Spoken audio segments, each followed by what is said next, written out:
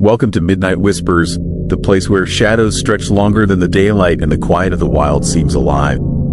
Tonight, we're heading to Alaska, a land of endless winter nights, forgotten mining towns, and dark forests where the cold feels like it's watching you. These aren't campfire stories. They're true accounts, local legends, and first-hand encounters gathered from people who swore they'd never speak of them again. As we step into this frozen frontier together, remember, every sound carries farther in the cold, and sometimes, something might be listening back. Before we begin, make sure you've subscribed and tapped the bell. You don't want to miss what lurks in the next whisper. Now, pull your coat tight. The story begins here, where the ice holds secrets older than memory. Story 1. Echo people. The storm that hit Nome in November 1995 lasted 3 days. And when it finally ended, something came back with a silence that should never have been there. I am Thomas Rafferty. I am 58 years old.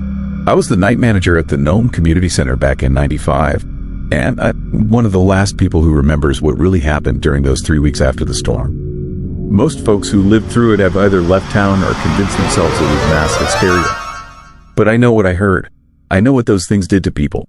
And I know they're still out there, waiting in the spaces between sounds, listening to everything we say. The storm hit on November 7th. A monster system that came screaming down from the Bering Strait with winds over 80 miles per hour. Power went out across the entire region. Phone lines down, roads impassable. Nome was cut off completely. Just 4,000 people huddled in their homes while the world outside tried to tear itself apart. I spent those 3 days at the community center. We set it up as an emergency shelter for folks who lost heat or were living in mobile homes that wouldn't survive the wind. About 60 people rode out the storm with me. Families with kids, elderly residents, a few tourists who had gotten stuck in town. We had generators, food, blankets, everything we needed to wait it out. The weird thing was how quiet it got inside. With that many people crammed into one building, you'd expect constant noise. Crying babies, people talking, someone snoring. But everyone seemed reluctant to speak above a whisper. Like the storm outside was listening. Like making too much noise would attract its attention. On the third day, the wind stopped. Just like that. One moment it was howling like a living thing. The next it was gone. The silence that followed was absolute. Oppressive. It pressed against my eardrums like water pressure. Several people started crying. Not from relief. From something else. Something they felt but couldn't name. We opened the doors to assess the damage. The town looked like it had been bombed. Roofs torn off. Buildings collapsed. Debris scattered everywhere. But the strangest thing was the ice. The storm had coated everything in a layer of ice so smooth and clear it looked like glass. Every surface reflected and refracted light in strange ways. The whole town sparkled like it was made of crystal. That's when I first heard the echo. I was standing outside the community center, surveying the damage, when I heard my own voice coming from somewhere across the street. It was saying something I said hours earlier inside the building, telling someone the coffee was in the kitchen. But the voice wasn't quite right. The cadence was off. The tone was wrong. It sounded like me, but flattened somehow, like a recording played through a bad speaker. I turned to look, but there was nothing there. Just empty street and glittering ice. Over the next few hours, other people started hearing it too. Their own voices echoing back to them from impossible distances. Conversations they had that morning repeating themselves from empty buildings. At first we thought it was an acoustic phenomenon. Something to do with the ice and the way sound was reflecting off all those smooth surfaces. The town, its only scientist, a geologist named Dr. Sarah Chen, suggested the storm had created unusual atmospheric conditions that were playing tricks on our hearing. But echoes don't wait 12 hours to repeat what you said. And they changed the words. It was the third day after the storm when things got really wrong. A woman named Patricia Oakes came running into the community center, screaming. She was in her 40s, a school teacher, normally calm and rational. But she was hysterical, kept saying the echo knew, kept saying it was telling everyone. We got her to sit down, gave her water, tried to calm her. She'd been at home, alone, talking to herself while she cleaned up storm damage. She'd been thinking out loud about an affair she had 10 years earlier. Something she'd never told anyone. A secret she'd buried deep. And then she heard it echoing back to her from the next room. Her own voice, repeating what she said. But not exactly. The echo was embellishing. adding details she hadn't spoken, revealing things she only thought, and the tone was mocking, cruel, like something was taking pleasure in exposing her shame. We thought she was having a breakdown, PTSD from the storm. But then Marcus Hill came in an hour later with the same story. He'd been talking to his brother on a satellite phone they finally got working. Private conversation about their father, his will, some family drama about inheritance. After he hung up, he heard the conversation repeating itself from somewhere in his house. But the echo was saying the parts he left out. The parts he'd been too ashamed to admit. His real feelings about his brother. The things he wanted to say but never did. By nightfall, half the town was reporting the same phenomenon. The echoes were getting stronger, lasting longer, and they weren't just repeating anymore. They were having conversations. People would hear their own voices talking back to them, asking questions, making observations, saying things they never said but had definitely thought. It was like something was reading their minds and using their own voices to torment them with their own thoughts. Dr. Chen tried to study it, set up recording equipment around town to capture the phenomenon. But the recordings came back empty. Whatever was making the echoes, it wasn't being picked up by microphones. It was only audible to human ears, and only to specific people. That's when we realized the echoes were targeted, personal. Each person was hearing their own echo, and only their echo. No one else could hear what you were hearing, which meant you couldn't prove it was real, couldn't get validation from anyone else. You were alone with your echo, and it knew everything about you. The psychological impact was immediate and devastating. People stopped talking, stopped thinking out loud. Some stopped thinking at all, trying to keep their minds blank to avoid giving the echoes material. But that didn't work. The echoes started pulling up old memories, things people had forgotten or suppressed, childhood traumas, hidden desires, deep fears, and the echoes were cruel. They didn't just repeat your secrets. They twisted them, made them worse, found the most painful interpretation of every thought and spoke it back to you in your own voice until you couldn't tell what was real anymore.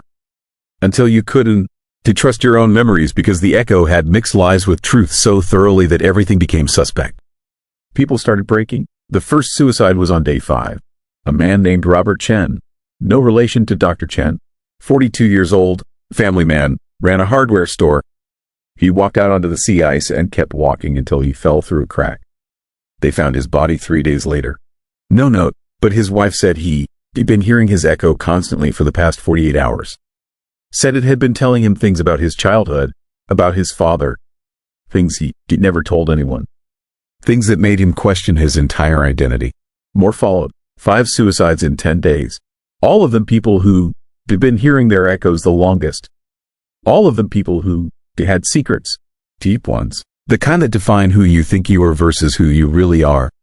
The authorities tried to evacuate Nome, but the echoes didn't stop at the town limits. People who left reported hearing their echoes in Anchorage, in Seattle, in wherever they fled to. The phenomenon had imprinted on them, attached itself. They carried it with them like a parasite. I heard mine for the first time on day 7. I was alone in my office at the community center, late at night, trying to organize supply lists. And I heard my voice from the hallway outside. It was talking about my daughter, about the day she asked me to go to her dance recital, and I said I was too busy with work. About how I'd seen the hurt in her eyes and done nothing. About how I'd chosen a shift at the community center over being there for her because it was easier. Because I was a coward. The echo spoke for 20 minutes, listing every time I failed her. Every moment I'd chosen work over family. Every lie I told myself about being a good father. And the worst part was, it was all true. Every word, things I buried under years of rationalization and self-deception. Things I refused to admit even to myself. I tried to run, but the echo followed. Into the main hall, into the storage room, into the bathroom where I locked myself in a stall and put my hands over my ears. It didn't matter. The sound wasn't coming from outside. It was coming from inside my own head, using my auditory processing centers, making me hear it whether I wanted to or not. That's when I understood what we were dealing with. These weren't echoes in any physical sense. They were something else, something that had come in with the storm and found a way to interact with human consciousness. Something that fed on secrets and shame and fear. Something that used our own voices against us because that was the most effective weapon. We trust our own voices. We believe what we hear ourselves say. Dr. Chen had a theory. She thought the storm had created some kind of electromagnetic anomaly, that the ice was acting as a conductor or amplifier for normally imperceptible brain activity, that what we were hearing was our own subconscious thoughts being externalized through some quantum effect she couldn't fully explain. But I think she was wrong. I think the echoes were something older, something that had always been out there in the Arctic silence, waiting. And the storm had given them a voice. Our voices. The phenomenon lasted exactly 3 weeks. On the 21st day after the storm, the temperature rose above freezing for the first time. The ice started melting, and as it melted, the echoes faded, became quieter, less frequent. By the time the ice was gone, so were the echoes. Gnome tried to return to normal, but the damage was done. 15 people had killed themselves. Dozens more had permanent psychological trauma. Families were destroyed by secrets that had been forced into the open. Marriages ended, friendships shattered. The social fabric of the entire town had been ripped apart. Most people left within a year. The population of Nome dropped by almost 40%. Those of us who stayed didn't talk about what happened.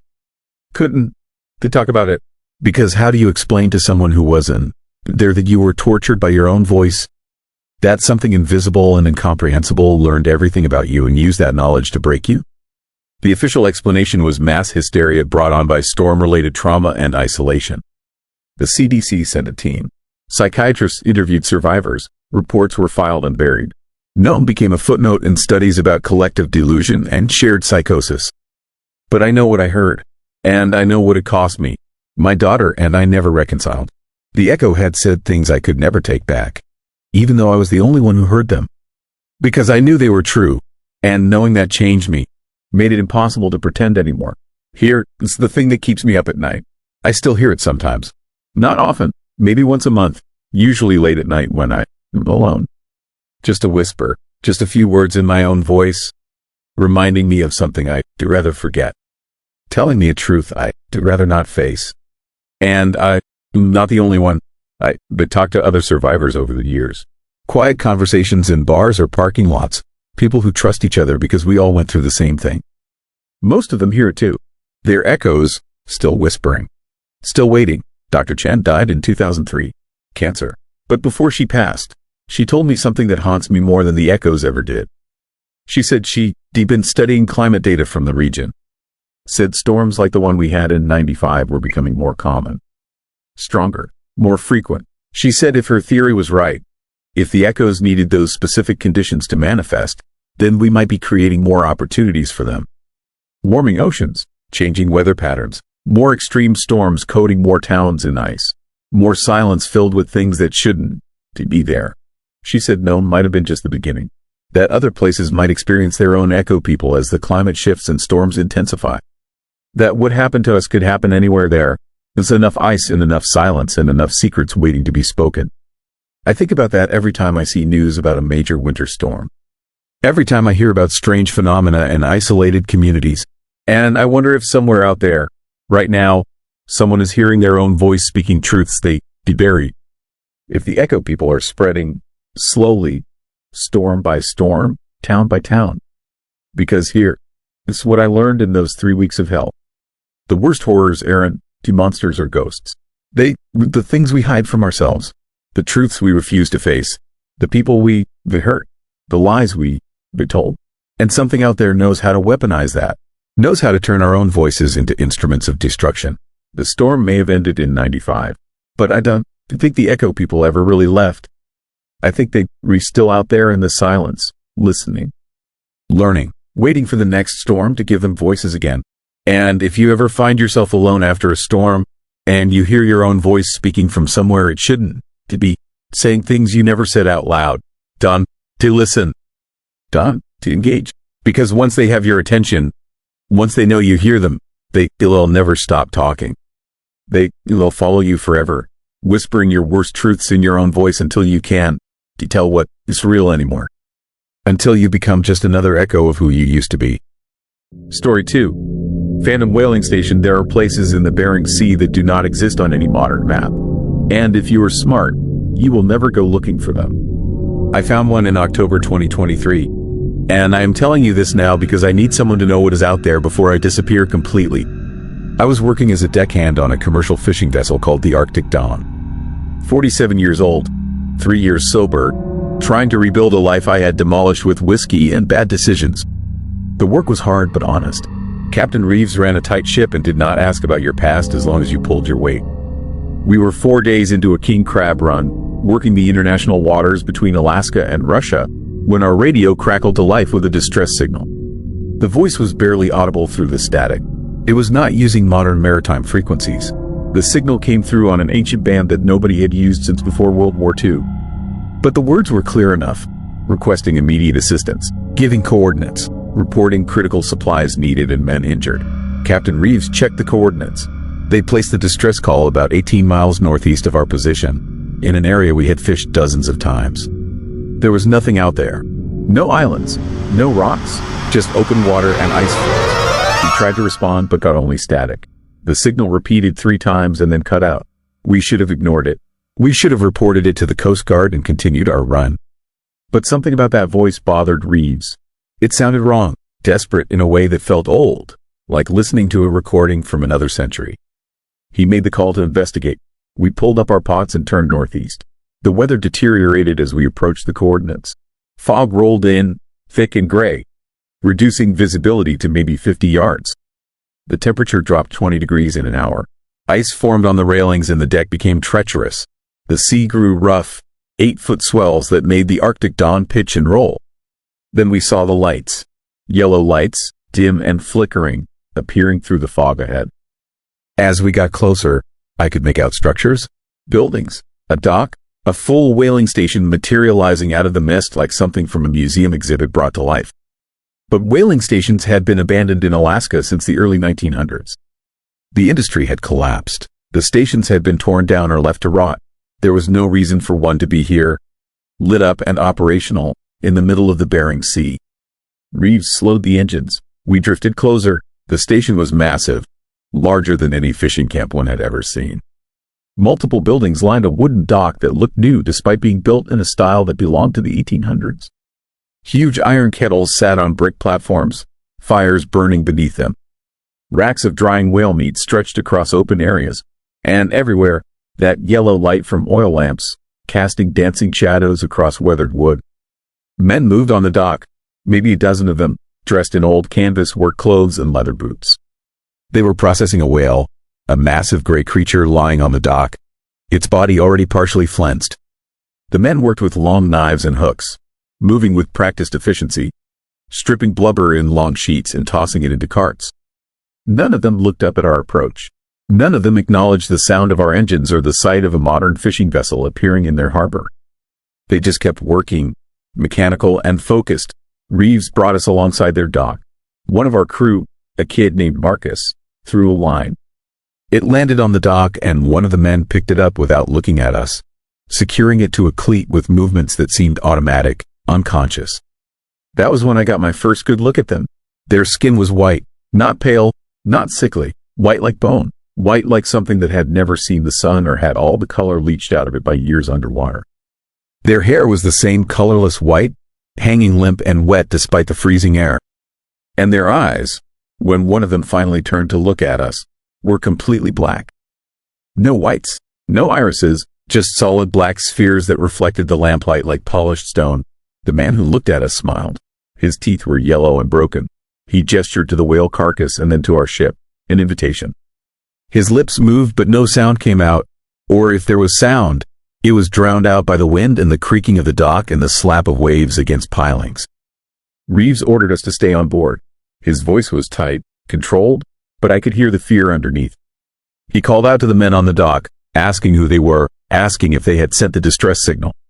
None of them responded with words. They just kept working, stripping blubber, filling those iron kettles with chunks of fat that would be rendered into oil. One of the white-skinned men climbed aboard our ship.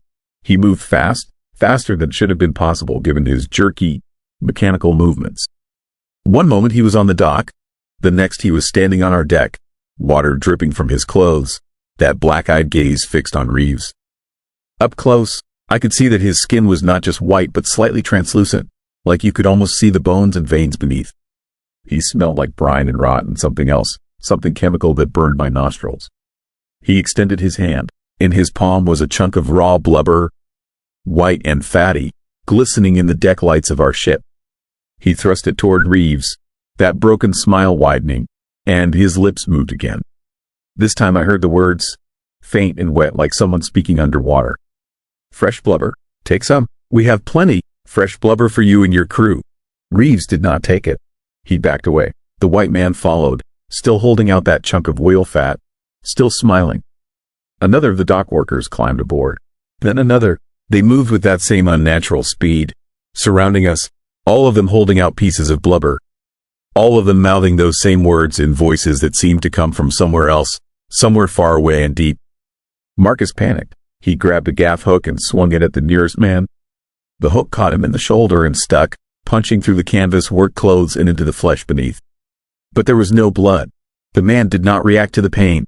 He just looked down at the hook embedded in his body, reached up with one white hand, and pulled it out slowly. The wound did not bleed. It just gaped open, showing white tissue that looked more like fat than muscle. The man held out the gaff hook to Marcus, returning it politely, that smile never fading. Reeves shouted for us to cast off. I ran to the line and started untying it, but the white men moved faster. They grabbed the rope, holding it tight with strength that should not have been possible. More of them climbed aboard. They filled the deck, pressing close, all of them holding out chunks of blubber, all of them whispering that same invitation in voices that made my teeth ache. I looked past them to the dock, to the whaling station beyond. In the yellow lamplight, I could see more details now. The buildings were not weathered. They were pristine, freshly painted, maintained with care. But the style was all wrong. The proportions were slightly off. The windows were too narrow. The doors were too wide. It looked like something built by people who had seen pictures of whaling stations but did not quite understand how human architecture worked. And the whale on the dock was moving. Its eye, huge and dark, rolled in its socket to look at us. Its fluke twitched. It was still alive while they flensed it, while they stripped away its skin and blubber in long sheets, and it made no sound. It just watched us with that enormous eye. And I saw something in that gaze. Recognition, warning, pity. The white men pressed closer. Their hands touched us, cold and wet and slightly sticky. They pushed blubber against our chests, against our faces, trying to force it into our mouths. Their whispers grew louder, overlapping, creating a chorus that was not quite language but something older, something that bypassed the ears and went straight into your skull. Eat, join us. The work is endless. The whales are always coming. Fresh blubber, fresh crew. The station needs men. The station is always hungry. Eat and stay, eat and work, eat and become. One of them grabbed my jaw, trying to pry my mouth open. His fingers were incredibly strong, his grip like a vice. I struggled, but he forced the blubber against my lips. It was cold and slimy, and it smelled like death, like something that had been dead for a very long time but was still somehow fresh. Marcus saved me. He had grabbed a flare gun from the emergency kit and fired it straight up. The flare screamed into the sky, bright red, impossibly loud. For just a moment, the white men stopped. They all turned to watch the flare arc up into the fog. Their black eyes tracked it, reflecting the red light, and in that moment of distraction, Reeves gunned the engines. The Arctic dawn lurched forward. The rope snapped. The white men stumbled, their coordination broken. We accelerated away from that dock, plowing through the fog, and behind us I could hear sounds. Not words, not human sounds. Something between whale song and machinery grinding, deep and resonant and full of rage. We did not stop until we were 30 miles away. When we finally slowed down and looked back, there was nothing. No lights, no station, just empty sea and ice floes and the same fog that had hidden it. Reeves tried to find the coordinates again, but his GPS kept glitching, showing impossible readings, placing us in locations that made no sense. We never reported what we saw. Who would believe us? A phantom whaling station crewed by white-skinned men with black eyes, offering fresh blubber from a living whale, existing in waters we had fished 100 times before and would fish 100 times again without ever seeing it. But I know it is still out there. I know because I can still hear them sometimes, late at night when the ship is quiet. Whispers on the wind, invitations carried across the waves. Fresh blubber, join the crew. The work is endless. And I know because of what I found in my pocket 3 days later. A chunk of whale blubber, white and fatty and impossibly fresh despite being stored in my pants for 72 hours. I threw it overboard immediately, but the smell lingered. It still lingers. I smell it every day now. That mix of brine and rot and that chemical burn that means something is very wrong. I think they marked me when they touched me. I think part of that station stayed with me, embedded itself in my skin, in my lungs, in my brain. Because I see it sometimes now, even when we are nowhere near those coordinates. I will look out at the water and catch a glimpse of yellow lights in the distance. I will hear the sound of kettles boiling and knives scraping bone. I will feel cold fingers on my jaw, trying to force my mouth open, trying to feed me something that will change me from the inside out. Marcus left the crew after we made port. Said he was done with fishing, done with the sea, done with Alaska. Reeves started drinking heavy, something he had never done before. The rest of the crew scattered. We all felt it, that touch of something wrong, something that should not exist but does anyway. Hiding in the fog and the cold water, maintaining its impossible station, processing its endless whales, always looking for fresh crew to replace the men who have been working those docks for over a century. Their skin bleached white by salt water and time, their eyes turned black by seeing things no human should see. I am still fishing, still working the Bering Sea, but I know my time is running out. The smell gets stronger every day. The whispers get louder, and sometimes, when I look in the mirror, I swear my skin looks paler than it should. My eyes look darker, my movements look more mechanical, more like those white men offering their terrible gift. The station is waiting for me. It has been waiting since that October day when we answered a distress call that should never have been broadcast. And one day soon, I will look up and see those yellow lights again. And this time, I will not sail away. This time, I will dock. I will step onto those old wooden planks. I will take the blubber they offer. And I will join them in their endless work, processing whales that never stop coming, in a station that never closes, in a pocket of the Bering Sea where time folded wrong and trapped something that refuses to end. Story 3. Hungry snow of Hatcher Pass. The snow in Hatcher Pass tried to eat me alive. And the scars on my body are proof that I'm telling the truth. My name is Derek Hansen. I am 42 years old.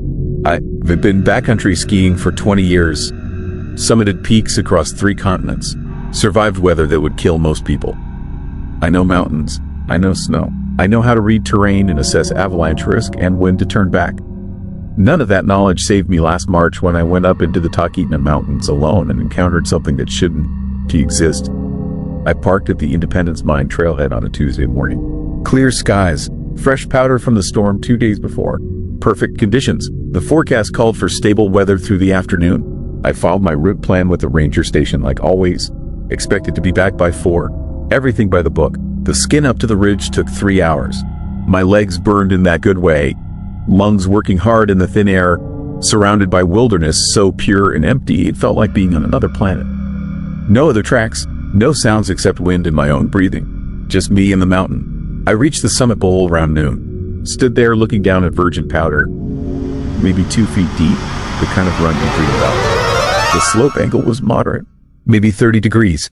Well within safe parameters. I did my assessment, dug a test pit, checked the layers. Everything looked stable. I dropped in. The first 100 yards were perfect. That weightless feeling of floating through powder, the world reduced to pure sensation and movement.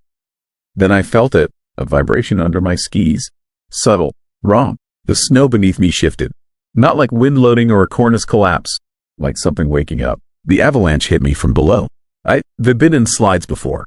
They read terrifying but predictable. Snow breaks loose above you and carries you down. You try to stay on top, try to create an air pocket if you get buried.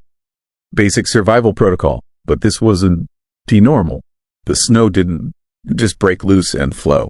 It moved with purpose. It grabbed. My skis were ripped away first, not broken or torn off by force. Pulled, like hands had reached up through the powder and yanked them into the depths. Then the snow was around my waist, my chest, closing over me like water but heavier, denser, and I was tumbling, spinning, losing all sense of direction. I ended up buried maybe 5 feet down, not deep enough to kill me immediately, but deep enough that I couldn't move. The weight was crushing. Snow packed so tight around my body I couldn't expand my chest to breathe. This is how it ends, I thought. Suffocation in the dark. Then the biting started. At first I thought it was cold. That burning sensation you get from frostbite. But it was too localized.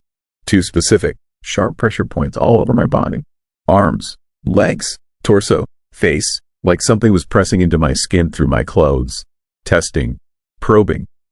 Then the pressure increased, became pain, real pain, the sensation of teeth closing on flesh, dozens of mouths, hundreds, taking small bites, tearing tiny pieces of skin and muscle. Feeding.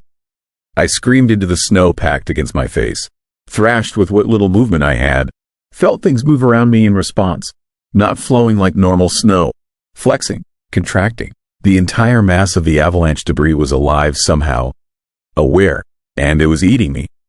Panic gave me strength I didn't know I had.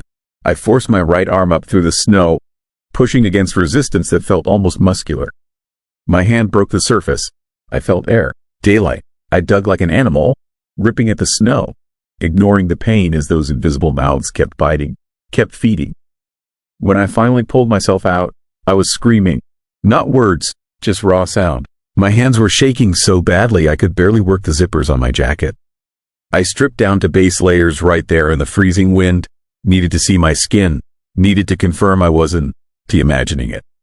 The marks covered me, hundreds of them, semicircular wounds like bite marks but too small, too precise. Each one had broken the skin. Many were bleeding. They covered my arms, my stomach, my thighs, even my face. I could feel them there, stinging in the cold air. I looked back at the avalanche debris. It had settled into normal-looking snow. White, still, innocent, but I could see depressions in the surface. Patterns, like something had been moving underneath. Had followed me as I dug myself out. Had only stopped feeding when I escaped. Getting down the mountain took 4 hours. I was hypothermic, in shock, moving on autopilot. Every time I stopped to rest, I felt vibrations in the snow beneath my feet. Felt that same rawness, like the entire snowpack was aware of me, tracking me, waiting for me to fall. The ranger station called search and rescue when I stumbled into the parking lot after dark. They rushed me to the hospital in Anchorage. The doctors couldn't explain the marks. Frostbite didn't look like that. Animal bites didn't look like that. The wounds were too uniform, too numerous, like I'd been attacked by a swarm of something. But nothing lives in avalanche debris. Nothing should. They kept me for 3 days. Ran tests. The marks weren't infected, but they wouldn't heal right. Even now, 5 months later, I have scars. Hundreds of small circles across my body. Permanent reminders. The official report listed it as avalanche survival with unexplained trauma. Possible encounter with unknown wildlife. Case closed. But I know better. I know what I felt. What I experienced. I started researching. Found stories going back decades. Inuit legends about snow that hungers. Accounts from early miners in the Taquinas about men found dead after avalanches, their bodies covered in strange marks. A Japanese climbing expedition in the 70s that reported similar wounds after a slide on the north face. All of it dismissed as folklore or misidentification. But there was one account that changed everything. A geology paper from 1989 studying microscopic organisms in glacial ice. The researcher had found something unusual. Colonies of extremophile bacteria that formed complex networks in the snow. They were dormant most of the time. But under certain conditions, temperature fluctuations, pressure changes, vibration, they would activate. And when they activated, they released enzymes, digestive enzymes. The paper theorized these organisms fed on organic material trapped in snow. Dead insects, plant matter, animal remains that got buried. But it noted something disturbing in the conclusion. Lab tests showed the bacteria responded to mammalian tissue. Responded strongly. The enzyme production increased exponentially when exposed to blood or flesh. The paper was never published in a major journal. The researcher, Dr. Elizabeth Moore, died in an avalanche the following winter. Near Hatcher Pass, her body was found with extensive unexplained trauma. I tried to warn people, posted about it online, contacted avalanche safety organizations. Everyone thought I was crazy, traumatized, making up stories to explain a close call I didn't want to admit was my own fault. So I stopped talking about it, moved to Seattle, took a job that keeps me at sea level. Haven, to touch snow since March. To even look at it without my heart rate spiking. But I monitor the avalanche reports from Alaska, watch for patterns, and I found them. Every year there are cases. Skiers and snowboarders who survive avalanches but die later from unexplained infections. Hikers found in the backcountry with strange wounds. Bodies recovered in spring with tissue damage that doesn't match any known cause. The numbers are small, easy to dismiss as anomalies. But they reconsistent. Something lives in the snow up there. Something ancient. Something that has been there long before humans started venturing into those mountains. It is dormant most of the time, sleeping. But avalanches wake it up. The vibration, the movement, the sudden pressure and temperature changes. That is when it feeds. I thought, do you know if it is bacteria like Dr. Moore suggested? Or something else entirely? Some kind of organism that exists in a state between living and non-living. That can remain frozen and inactive for years, then suddenly animate when conditions are right. But I know it is real. I know it is hungry. And I know it is still up there. Last week there was a big slide near Summit Lake. 3 snowmobilers caught in it. 2 survived. 1 died. The medical examiner noted unusual trauma on the deceased.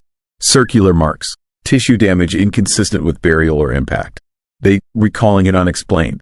Possibly equipment related. But I recognize those wounds. I carry the same scars. The thing that terrifies me most is climate change. Every year the snowpack is different. Warmer. More unstable. More avalanches. Which means more vibration. More activation. More feeding. And as the snow gets warmer, as conditions change, I wonder if these organisms are adapting. Becoming more active. Needing less stimulus to wake up. I wonder if someday soon people are going to start dying not just in avalanches but in regular snow. On ski slopes. In their own backyards. If whatever lives in the snow is going to spread beyond the backcountry and into places where people think they are safe. I still have nightmares about being buried. About that crushing weight and the sensation of being eaten alive from all directions at once. But the worst dreams are the ones where I am standing in a winter storm, watching snow fall, and I can see things moving inside each flake. Tiny mouths opening and closing. Waiting for enough of them to accumulate. Waiting to feed. I know how crazy this sounds. I know most people who hear this story will think I am delusional. But I am telling you the truth. There is something in the snow in Hatcher Pass. Something hungry. Something patient. And it is waiting for you. Story 4. Static Man. I saw something near Pump Station 7 that erased 3 days of my life. And I'm still finding memories in my head that don't belong to me. My name is Dale Hendricks. I am 54 years old. A pipeline maintenance technician for Alaska. And in December of 1989, I encountered something near the Trans-Alaska Pipeline that the company paid me $60,000 to never talk about. But the money didn't stop the nightmares.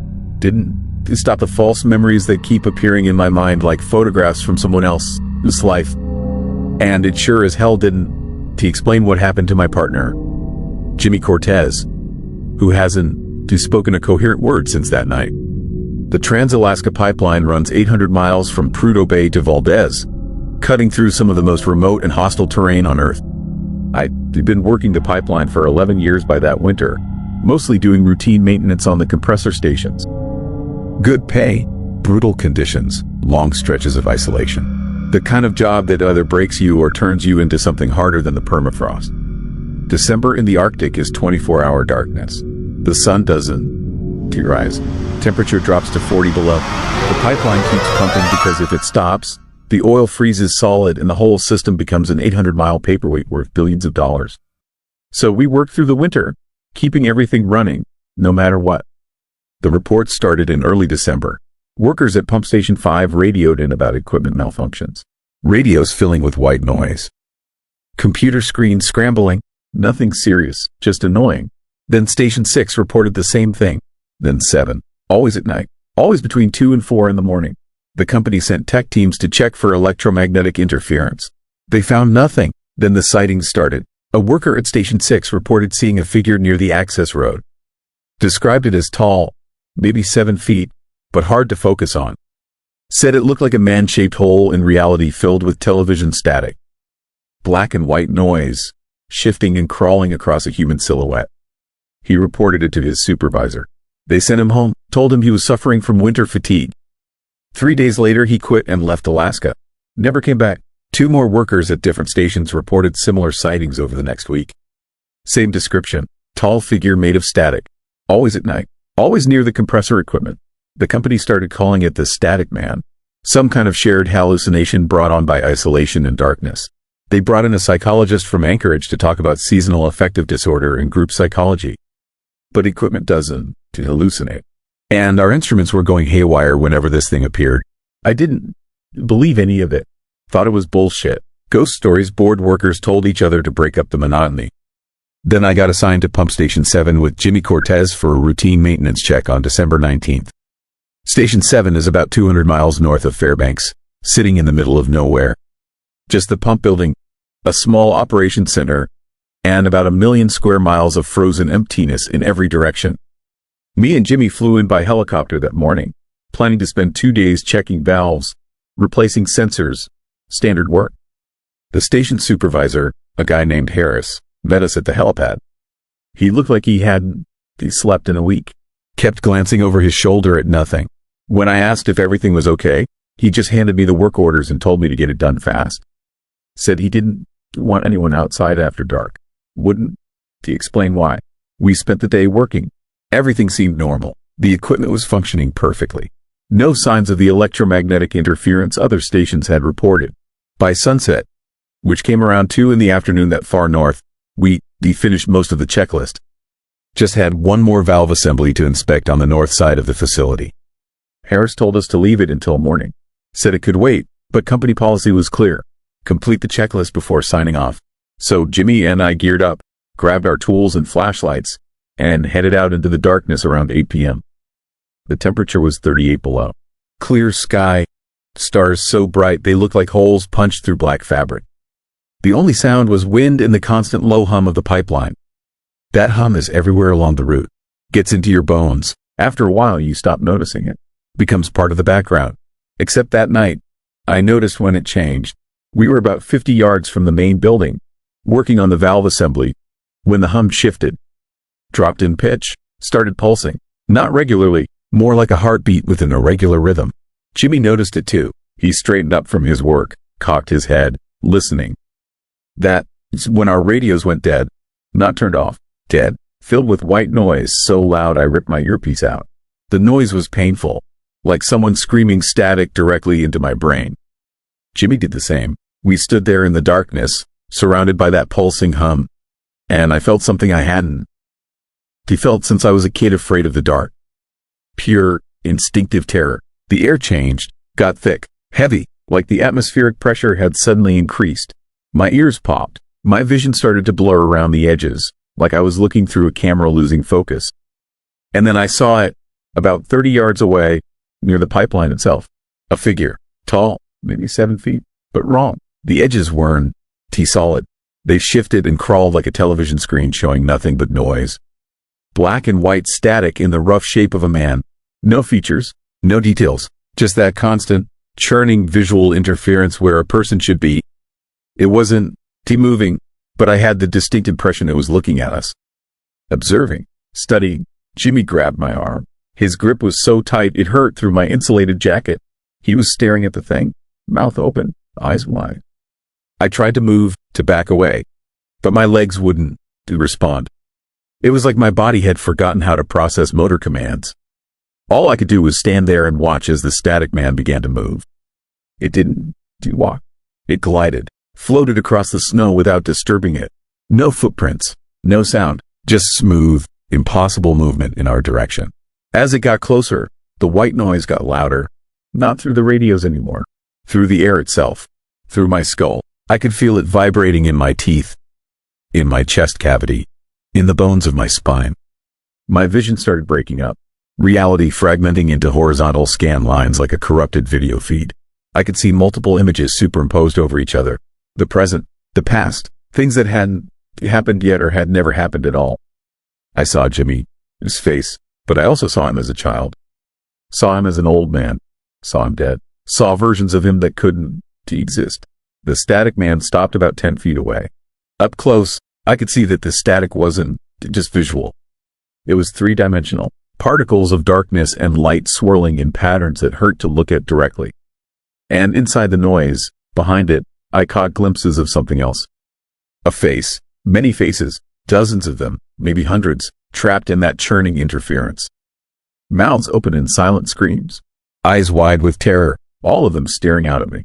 Then it touched Jimmy. The static man extended what might have been an arm. The limb stretched longer than any human arm should. reaching across the space between them in a movement that defied physics. When the static-wrapped appendage made contact with Jimmy's chest, my partner went rigid. His back arched, his eyes rolled up until only the whites showed, and he started remembering. I could hear him gasping out fragments of memories. But they weren't his memories. He was describing places he'd never been, events he'd never experienced. A house fire in Nebraska in 1952. A car accident on the Pacific Coast Highway in 1978. A murder in Detroit in 1981. Dozens of memories, centuries of them, pouring out of him in a confused stream of consciousness. The static man was uploading something into him, using him like external storage, filling his mind with experiences that belonged to other people. Maybe people who encountered this thing before. Maybe people who had been erased by it. I don't, All I knew was that my friend was being overridden with someone else's life. I tried to move toward him, tried to break the connection, but the moment I took a step, the static man, his head swiveled toward me.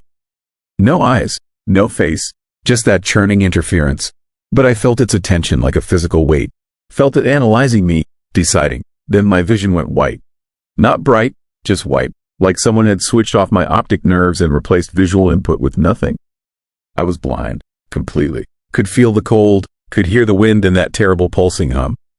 But I couldn't see anything. Couldn't see my hands in front of my face. Couldn't see the static man or Jimmy or the station or anything. And then the memories started. They came in flashes, quick bursts of experience that weren't mine. I was a woman in a farmhouse in Kansas, watching a tornado approach. I was a soldier in Vietnam, crouched in a foxhole. I was a child in a burning building, screaming for help. I was an old man dying in a hospital bed. I was all of these people and none of them. The memories had texture and detail and emotion. They felt absolutely real, more real than my own life. And I couldn't tell anymore which memories were actually mine. I don't know how long I stood there. Could have been seconds, could have been hours. Time had become meaningless. But eventually, my vision started to come back. Slowly, in fragments, like a television signal gradually strengthening. First just shapes, then colors, then details. The static man was gone. Jimmy was on the ground, unconscious. I stumbled over to him, my legs barely working. Shook him, slapped his face. He didn't respond. I grabbed him under the arms and dragged him back toward the station. It took forever. I kept falling, kept losing track of what I was doing, kept experiencing memories that couldn't be mine. A wedding in 1965, a funeral in 1973, a birthday party in 1988. All of them vivid and wrong. Harris was waiting at the door. He took one look at us and knew what had happened. Didn't ask questions.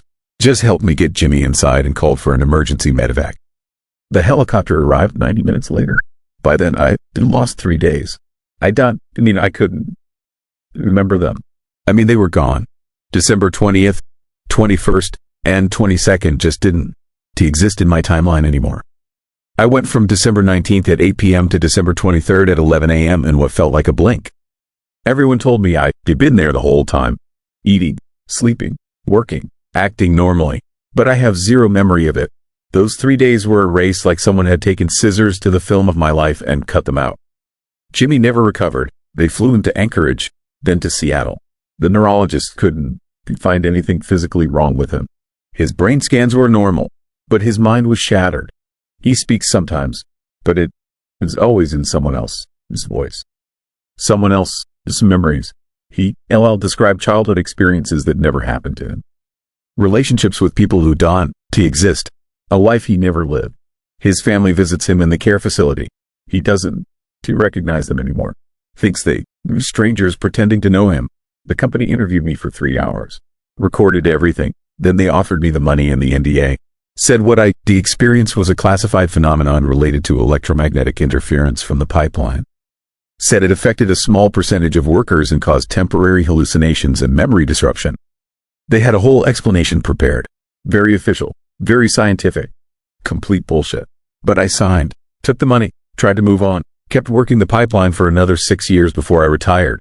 Never got assigned to Station 7 again. Never saw the static man again. But I am still finding the memories. They appear randomly. I'll be driving or cooking dinner or watching television, and suddenly I'll remember something that never happened to me. A graduation ceremony in 1970. A fishing trip in Alaska in 1945. A conversation in a diner in Texas in 1982. They were always complete, always detailed, always feel absolutely real, and I can't tell anymore which parts of my past actually belong to me. Last week I remembered dying. A heart attack in a hotel room in Anchorage in 2003.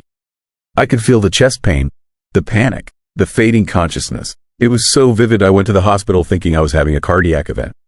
They ran every test, found nothing wrong, told me it was probably anxiety. But I know what it was. The static man put that memory in me. Maybe it belonged to someone else who encountered it. Maybe it belonged to a future version of me. Maybe it's just random data, memories harvested from people across time and space, stored in that thing like a corrupted hard drive. I've done research, found other pipeline workers who had similar experiences. Most want to talk about it. The ones who do describe the same thing. Tall figure made of static. Memory loss. False memories appearing years later. One guy told me he now remembers being a woman in the 1940s. Complete life, complete identity, coexisting with his real memories. Said he doesn't know who he really is anymore. Here is what terrifies me. I think the static man I ascend to one thing. I think it is a collection. An entity made of memories stolen from people across decades. Every person it touches, it takes something from, uploads their experiences, adds them to itself, and sometimes it leaks, deposits fragments of its accumulated database into people at random. We're all walking around with pieces of other people's lives in our heads now. And it is still out there, still appearing near the pipeline. I monitor reports, 3 sightings in the last 5 years. Always at night, always at remote stations. The company has protocols now. Evacuate when equipment starts malfunctioning. Dawn, to go outside. Dawn, to look at it. But people still encounter it. People still lose time and find memories that dawn to belong to them. I am writing this because I need someone to know. If I am going to lose myself completely to these false memories, if I am going to wake up one day not knowing who Dale Hendricks is, then at least this account will exist. Proof that I was real, that my life belonged to me before the static man took it. Because I can feel it happening. More false memories every week. And they were starting to feel more real than my actual past. Starting to overwrite what was there before. Soon I want to remember my own childhood. My wife, my kids. I'll just be a collection of borrowed experiences. A static man myself, made of other people. This noise. If you work the pipeline, and your radio fills with white noise in the middle of the night, dawn, to investigate. Dawn, to look, just leave. Because once the static man sees you, it never really lets you go. It keeps you forever, storing pieces of you in that crawling interference. And eventually, I'll forget you were ever anything else. You're still here. Good. Hit subscribe and ring the bell so you never lose the trail. Drop a comment with your location or your own creepy story. Alaska's whispers have a way of finding new ears. Story 5. Cursed Gold of Kennecott. I need to tell you about the ore I found in the Kennecott mines before it kills me the way it killed the others. Before I end up frozen solid in my own bed on a summer night with my pockets full of copper that should not exist. My name is David. I am 46 years old. I worked as a historical researcher for the National Park Service, documenting abandoned mining operations across Alaska. In July of last year, I was assigned to catalog the remaining structures at Kennecott, the massive copper mine that operated from 1911 to 1938 and produced some of the richest ore ever pulled from the earth. The buildings still stand, preserved by the cold and the isolation. A ghost town frozen in time at the base of the Wrangell Mountains. I arrived on a Tuesday afternoon. The drive from Anchorage had taken 8 hours. The last 60 miles on a rough dirt road that wound through forests and alongside glaciers. Kennecott sits at the end of that road. 14 rust-red buildings perched on a hillside, massive and empty and somehow wrong. Even in the bright summer sun, the place felt like it was holding its breath. I was alone. Budget cuts meant no support staff, no security, just me and my camera and 3 weeks to document everything before the tourist season ended. I set up in the old superintendent's house, a drafty wooden structure with electricity but no running water. The first few days were routine. I photographed buildings, took notes, collected oral histories from the few locals who still remembered when the mines were active. Then I found the sealed tunnel. It was behind the main processing mill, hidden by a rock slide that had been deliberately arranged to look natural. Someone had gone to great effort to conceal the entrance. I only discovered it because I was documenting every square foot of the site and noticed the rocks did not match the surrounding geology. They had been brought from somewhere else and carefully stacked. I should have reported it. I should have called the Park Service and waited for a proper team. But I was curious, and I had just enough climbing experience to be stupid. I moved the rocks and found a timber-shored tunnel leading deep into the mountain. Old mining tools lay scattered near the entrance, left exactly where they had been dropped almost 90 years ago. The tunnel was cold. Summer outside meant 80 degrees and 24 hours of daylight, but inside that mountain, the temperature dropped to just above freezing. My breath came out in clouds. Ice crystals glittered on the tunnel walls. I used my headlamp and followed the tracks where ore carts had once run, deeper and deeper into the earth. After maybe 200 yards, the tunnel opened into a small chamber. And there, in the beam of my headlamp, I saw it. A vein of copper running through the rock wall, except this copper was different from any ore I had seen in photographs or museum displays. It glowed, not reflected light, not phosphorescence. It produced its own warm, golden radiance that pulsed slowly, like something breathing. The light filled the chamber, casting moving shadows, and the temperature around the vein was noticeably warmer than the rest of the tunnel. I reached out and touched it. The metal was hot, almost uncomfortably so, and it felt alive somehow. The surface had a texture like skin, smooth and slightly yielding. When I pulled my hand away, gold dust clung to my fingers, glowing faintly, warm against my skin. I knew immediately this was something the miners had found and then hidden. This was why someone had sealed the tunnel so carefully. This was the cursed gold the old stories mentioned. The ore that glowed with its own light and brought death to anyone who took it. But I am a researcher. I am trained to think scientifically. I told myself it was just some unusual mineral composition, maybe radioactive material that explained both the glow and the old warnings. I took samples. I filled 3 specimen bags with chunks of the glowing copper, sealing them carefully, and I carried them back to my quarters. That night, I could not sleep.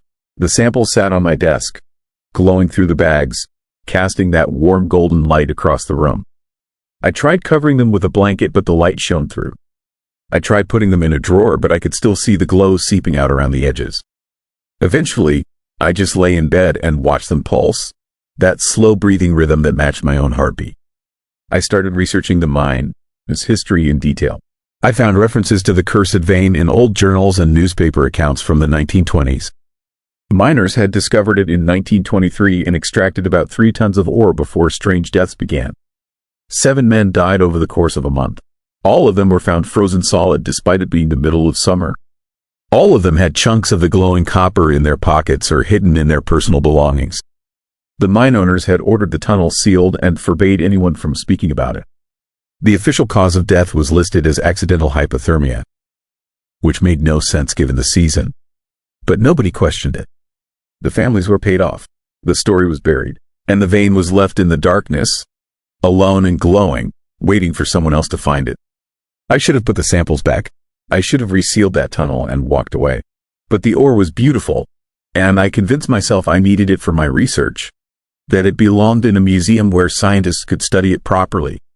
So I kept it. I kept all 3 bags, and I started carrying a small piece in my pocket, just to feel its warmth, to watch how it glowed in the dark. The temperature changes started 3 days later. I would be working in the summer heat, sweating through my shirt, and suddenly feel a wave of intense cold. Not the cold of winter or high altitude. Something else. Something that came from inside my body and spread outward, making my bones ache and my teeth chatter. The episodes lasted only a few minutes, but they were getting more frequent and more severe. I checked my vital signs. My body temperature was dropping. Not during the cold episodes, but all the time. My baseline had gone from 98.6 to 95 degrees. My skin was pale. My fingers and toes were constantly numb. And I was tired, deeply tired, the kind of exhaustion that sleep did not fix. I finally understood what the old accounts had meant by frozen in the summer heat. The curse was not about the environment. It was about your body. The glowing copper somehow drained heat from living tissue, pulling warmth out of you and into itself, feeding on your life energy to maintain that impossible glow. I tried to get rid of the samples. I took them back to the tunnel, but when I reached the entrance, I could not make myself go inside. My body would not cooperate. My legs refused to move forward. I stood there for an hour, holding the bags, trying to force myself to take even one step.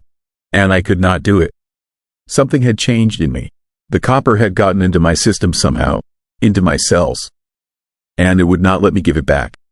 I tried throwing the samples into a ravine. I tried burying them. I tried leaving them in the abandoned buildings. But every time, I found myself going back, digging them up, retrieving them. And each time I touched them, the cold inside me grew stronger. My body temperature is down to 92 degrees now. I sleep 16 hours a day and wake up exhausted. Ice forms on my skin when I sit still too long, even though I'm inside a heated building, even though the summer sun is shining through the windows. I can see my breath all the time. My blood moves slowly through my veins. I can feel it thickening, starting to freeze. The worst part is I do not want to stop it anymore. The copper calls to me. When I hold it, I feel warm, genuinely warm, for the first time in days. It whispers promises that I cannot quite understand, but that sound like comfort, like relief from the terrible cold that has taken up residence in my core. It tells me that if I just gather more, if I fill my pockets completely, the warmth will be permanent. I will never be cold again. I know it is lying. I know the miners who died were found frozen solid with the copper in their pockets, that the warmth is an illusion, a lure. But knowing does not help. The cold is unbearable now. It hurts in ways I cannot describe. And the copper promises to make it stop. Last night, I went back to the tunnel. I extracted more ore. I have it spread across my desk now. Maybe 30 pounds of glowing copper. All of it warm. All of it pulsing with that slow breathing rhythm. My pockets are full. My backpack is full. I am surrounded by it. And I can feel the warmth radiating off the metal, fighting against the cold inside me. My body temperature is 89 degrees. My heart rate is down to 40 beats per minute. When I breathe, ice crystals form in the air. The mirror shows me a stranger. My skin is blue-white. My lips are gray. My eyes are starting to cloud over with frost. I look like a corpse that has been kept in a freezer. But I am still alive. Still thinking. Still aware of what is happening. I tried to call for help this morning, but my fingers would not work the phone. They are too stiff, too cold. I tried to write a note, but I could not hold the pen. So I'm recording this on my laptop, using voice dictation, because I need someone to know what happened. I need someone to understand that the cursed gold is real, that it is still in those mines, still glowing, still waiting for the next fool who thinks they can take it without consequence. The copper is beautiful. That is what makes it so dangerous. In the dark, it looks like captured sunlight, like hope, like warmth in a cold place. And when you touch it, when you feel that heat against your frozen skin, you will do anything to keep it. You will ignore every warning. You will rationalize every symptom. You will fill your pockets with it even as the cold spreads through your body, even as your blood starts to freeze, even as you become one more story that nobody will believe. I'm going outside now. I need to feel real sunlight one more time before the end. My pockets are heavy with glowing copper. My body temperature is 86 degrees. The National Weather Service says it is 79 degrees outside, a beautiful summer day in Alaska. But I am so cold. I have never been so cold in my entire life. They will find me soon. Maybe tomorrow, maybe next week. I will be frozen solid in the summer heat, just like the miners from 1923. And there will be glowing copper in my pockets, warm to the touch, pulsing with that slow breathing rhythm. Still feeding, still hungry, still waiting for someone else to discover it and make the same mistake I did. Do not go into the sealed tunnel at Kennecott. Do not move the rocks. Do not touch the glowing copper no matter how beautiful it looks or how warm it feels. Because once it gets into you, once it starts drinking your heat, there is no way to stop it. You will freeze from the inside out while summer burns around you, and the copper will glow brighter, fed by your life, adding your warmth to all the warmth it has stolen over the decades from miners who thought they could master it. The cursed gold does not belong to us. It never did. We are just fuel for whatever impossible thing it is, whatever piece of the earth this deep places has learned to hunger for human heat and human life. And it is patient. It can wait in the darkness for another 90 years if it has to, glowing softly, breathing slowly, ready to offer its terrible warmth to the next person who finds it and makes the fatal mistake of thinking they can take it home. Story 6. Weeping Wells. The ice in my well started crying 3 days ago, and the DNA results just came back showing I've been drinking 27 different people. My name is Carl Benson. I'm 49 years old. and they lived on the same 10-acre homestead in the Matanuska Valley for 16 years. I know every inch of this property. I drilled that well myself back in 2009. Punched down 200 feet through permafrost and bedrock until I hit clean, cold groundwater. Best water I've ever tasted. Until last week, when it turned into something else entirely. The deep freeze hit on January 8th. Temperature dropped to 52 below zero. Coldest snap we had in a decade. My pipes froze despite the heat tape. My truck wouldn't start. Everything metal became brittle enough to shatter. Normal Alaska winter problems. Nothing I hadn't dealt with before. But on the morning of January 11th, I went out to check the well house and found something that wasn't normal at all. The well had frozen solid. The entire column of water, all 200 feet of it, had turned to ice. That shouldn't be possible. Wells that deep don't freeze because the ground temperature stays constant below the frost line. But when I pulled up the pump, the pipe was full of ice. Clear, solid ice that shouldn't exist. And it was weeping. Liquid was running down the surface of the ice. Not melting. The ice was still frozen solid. But somehow, fluid was seeping out of it like the ice itself was porous. The liquid was warm. I could feel the heat radiating off it when I held my hand close. And it was salty. I touched a drop to my tongue before I knew better. Tasted like seawater mixed with something copper. Something organic. I called my neighbor, Frank Morrison, who lived about 2 miles down the road. Asked if his well was acting strange. He laughed. Said his well had done the same thing 3 days earlier. Said half the homesteads in the valley were reporting frozen wells that wept warm salt water. He thought it was some kind of geological phenomenon. Underground thermal event pushing brine up through the aquifer. But his explanation didn't account for what happened next. I collected some of the weeping liquid in a jar. Planned to take it to the Agricultural Extension Office in Palmer to get it tested. The fluid was thick, more viscous than water, dark amber color, almost brown. It left an oily residue on the glass. And the smell, God, the smell, sweet and rotten at the same time. Like meat left in the sun, like something dying. That night, the ice started making sounds. I was inside the house, trying to sleep, when I heard it through the walls. A low moaning sound coming from the well house. Not wind, not metal contracting in the cold. This was organic, vocal, like someone crying in pain, like multiple voices overlapping, all of them sobbing. I grabbed my flashlight and went outside. The sound got louder as I approached the well house.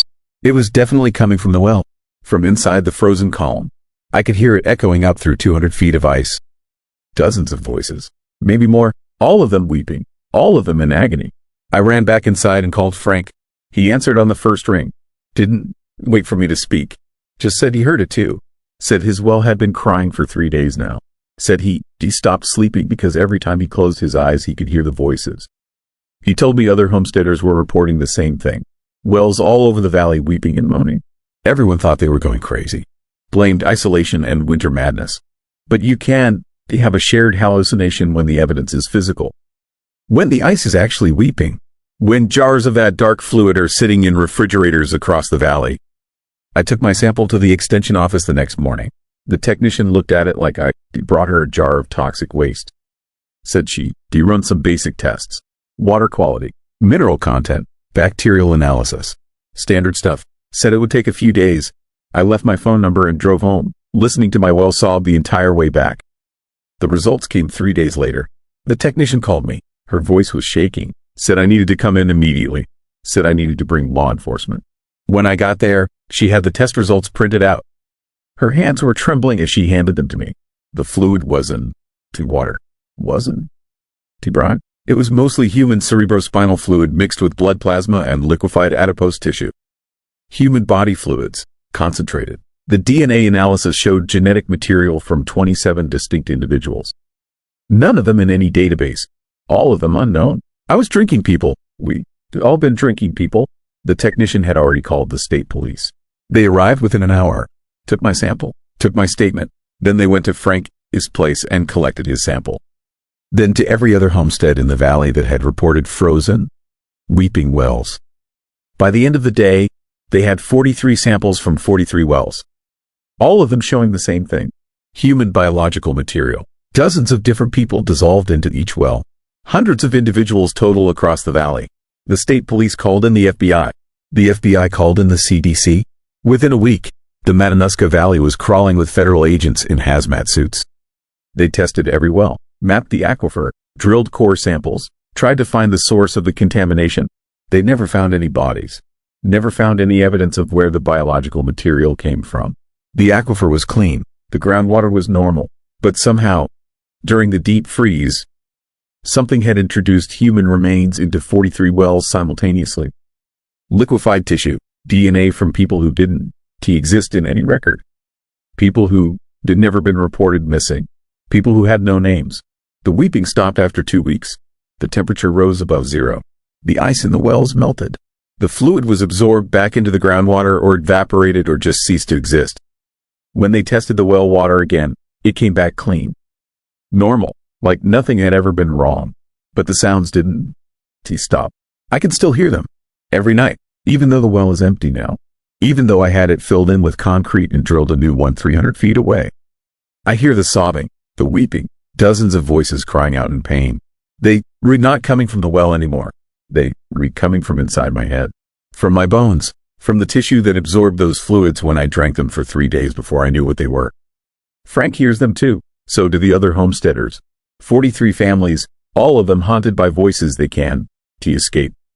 The CDC says it's psychological. Trauma from discovering what we consumed. PTSD manifesting as auditory hallucinations. They offered us therapy, medication, support groups, but how do you treat something that is physically inside you? How do you remove voices that have been absorbed into your cellular structure? I've done research. Spent months digging through historical records and geological surveys. The Matanuska Valley has a strange history. Before it was settled by homesteaders in the 30s, it was considered cursed by the native population. They called it the Valley of Weeping. Said the ground wept for the lost ones, for people who had vanished into the earth and were never found. There are stories, old ones, about hunters and trappers who disappeared in the valley during the gold rush era. Dozens of them, maybe hundreds. They come looking for gold or fur or land. They set up camps, build cabins, dig wells, and then they vanish. No bodies, no evidence, just empty settlements and abandoned equipment. I think they were still here. I think they went into the ground somehow, got absorbed into the aquifer, became part of the water table. Their bodies liquefied and dispersed through the geological strata. And during the deep freeze, when the wells froze solid, they got concentrated. Trapped in the ice, given a voice, given a chance to be heard after decades of silence. The DNA results support this theory. The genetic markers in the samples suggest European ancestry consistent with early 20th century populations. The tissue degradation patterns indicate the biological material had been in a liquid state for an extended period. Years, decades, maybe a century. We drank them, absorbed them into our bodies. And now they were part of us. 27 different people living in my tissues. Speaking through my neurons, weeping through my consciousness. I can feel them sometimes. Their memories bleeding into mine. Fragmentary images of a valley that looked different. Forests where houses now stand. Rivers that have changed course. I see faces I don't recognize. Experience emotions that aren't to mine. Taste foods I've never eaten. Speak words in languages I don't know. The other homesteaders report the same thing. We were being slowly overwritten by the people we consumed. Our identities are fragmenting, blending with the consciousnesses of those who vanished 100 years ago. We're becoming composite beings, mixtures of past and present, living graveyards for the lost ones. Last night I looked in the mirror and didn't recognize my own face. For just a moment, I saw someone else looking back. A young man with a beard and rough clothes, eyes full of hope and fear. A gold rush prospector, one of the 27. One of the voices in my head. He was looking out through my eyes, seeing the modern world, confused and terrified and desperately trying to understand what happened to him. Then my face came back. But I could still feel him there, watching, waiting, taking up space in my consciousness that used to be mine alone.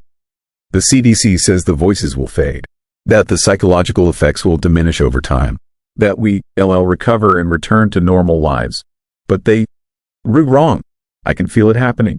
The integration, the merging. 27 people are slowly waking up inside me, learning to use my neural pathways, learning to think my thoughts, and eventually they'll be strong enough to take control. I want to be Carl Benson anymore. I'll be a committee, a collective.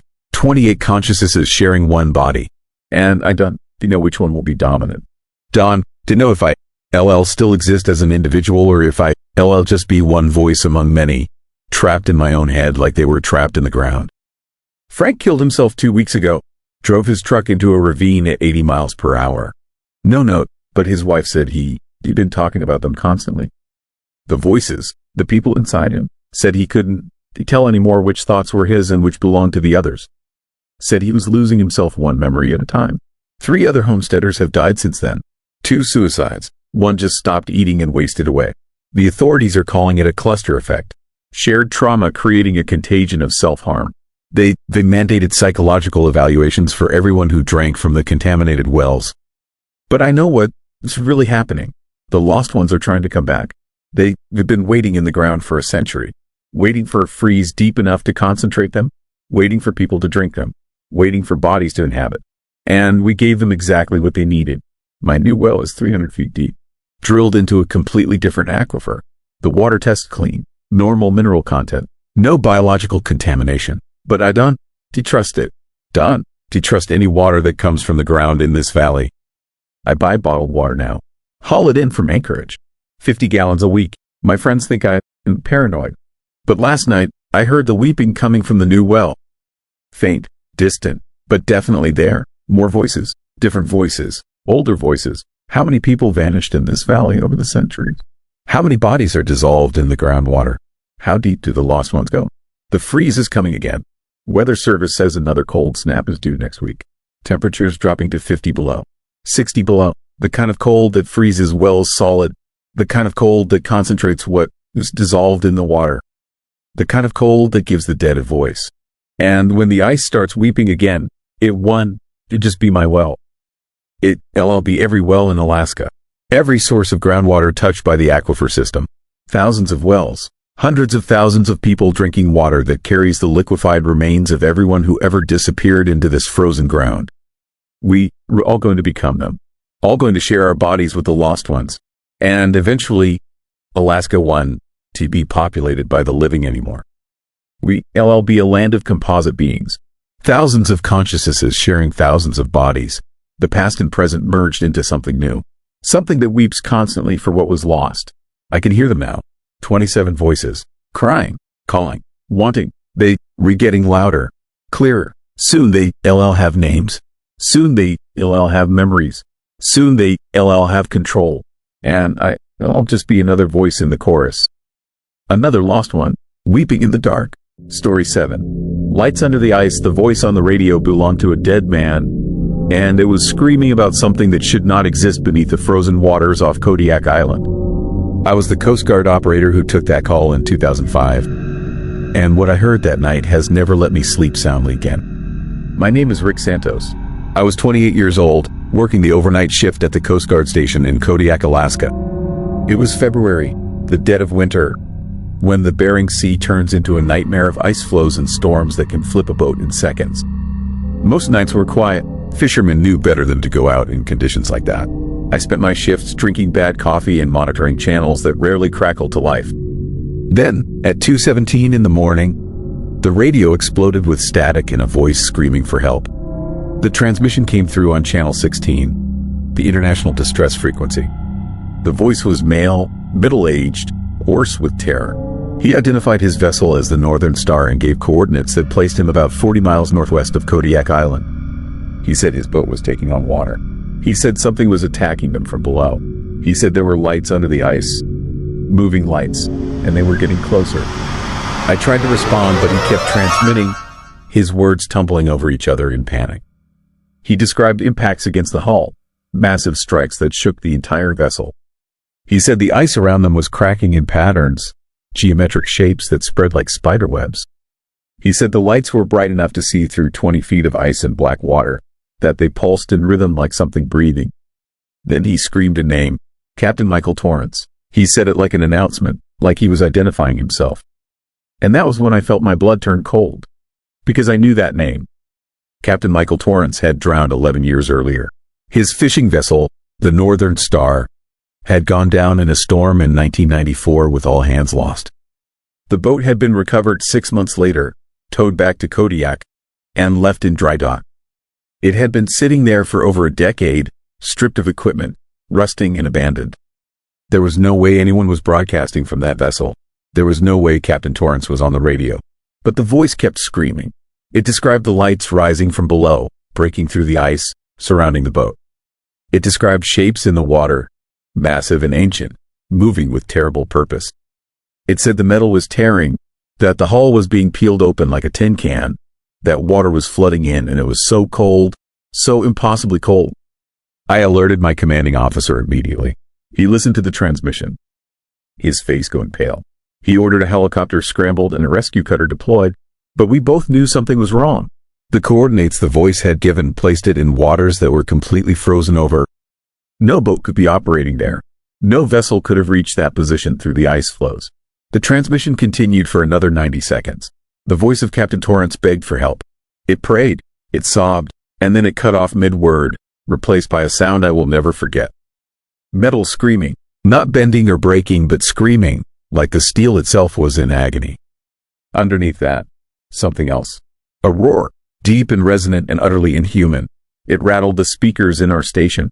It made my teeth ache and my vision blur.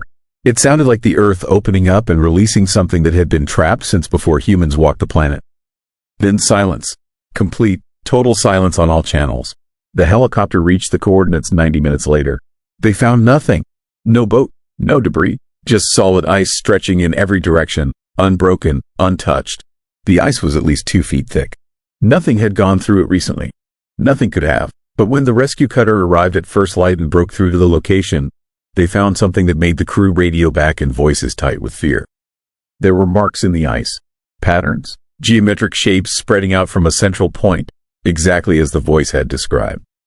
And at the center, the ice was thinner, almost translucent. And when they looked down through it, they saw lights. Faint green-blue lights moving in the water below, circling, pulsing in that same breathing rhythm. The lights descended as they watched, dropping deeper and deeper until they vanished into the black water beyond the range of visibility. My commanding officer ordered the information classified. He said it was a hoax.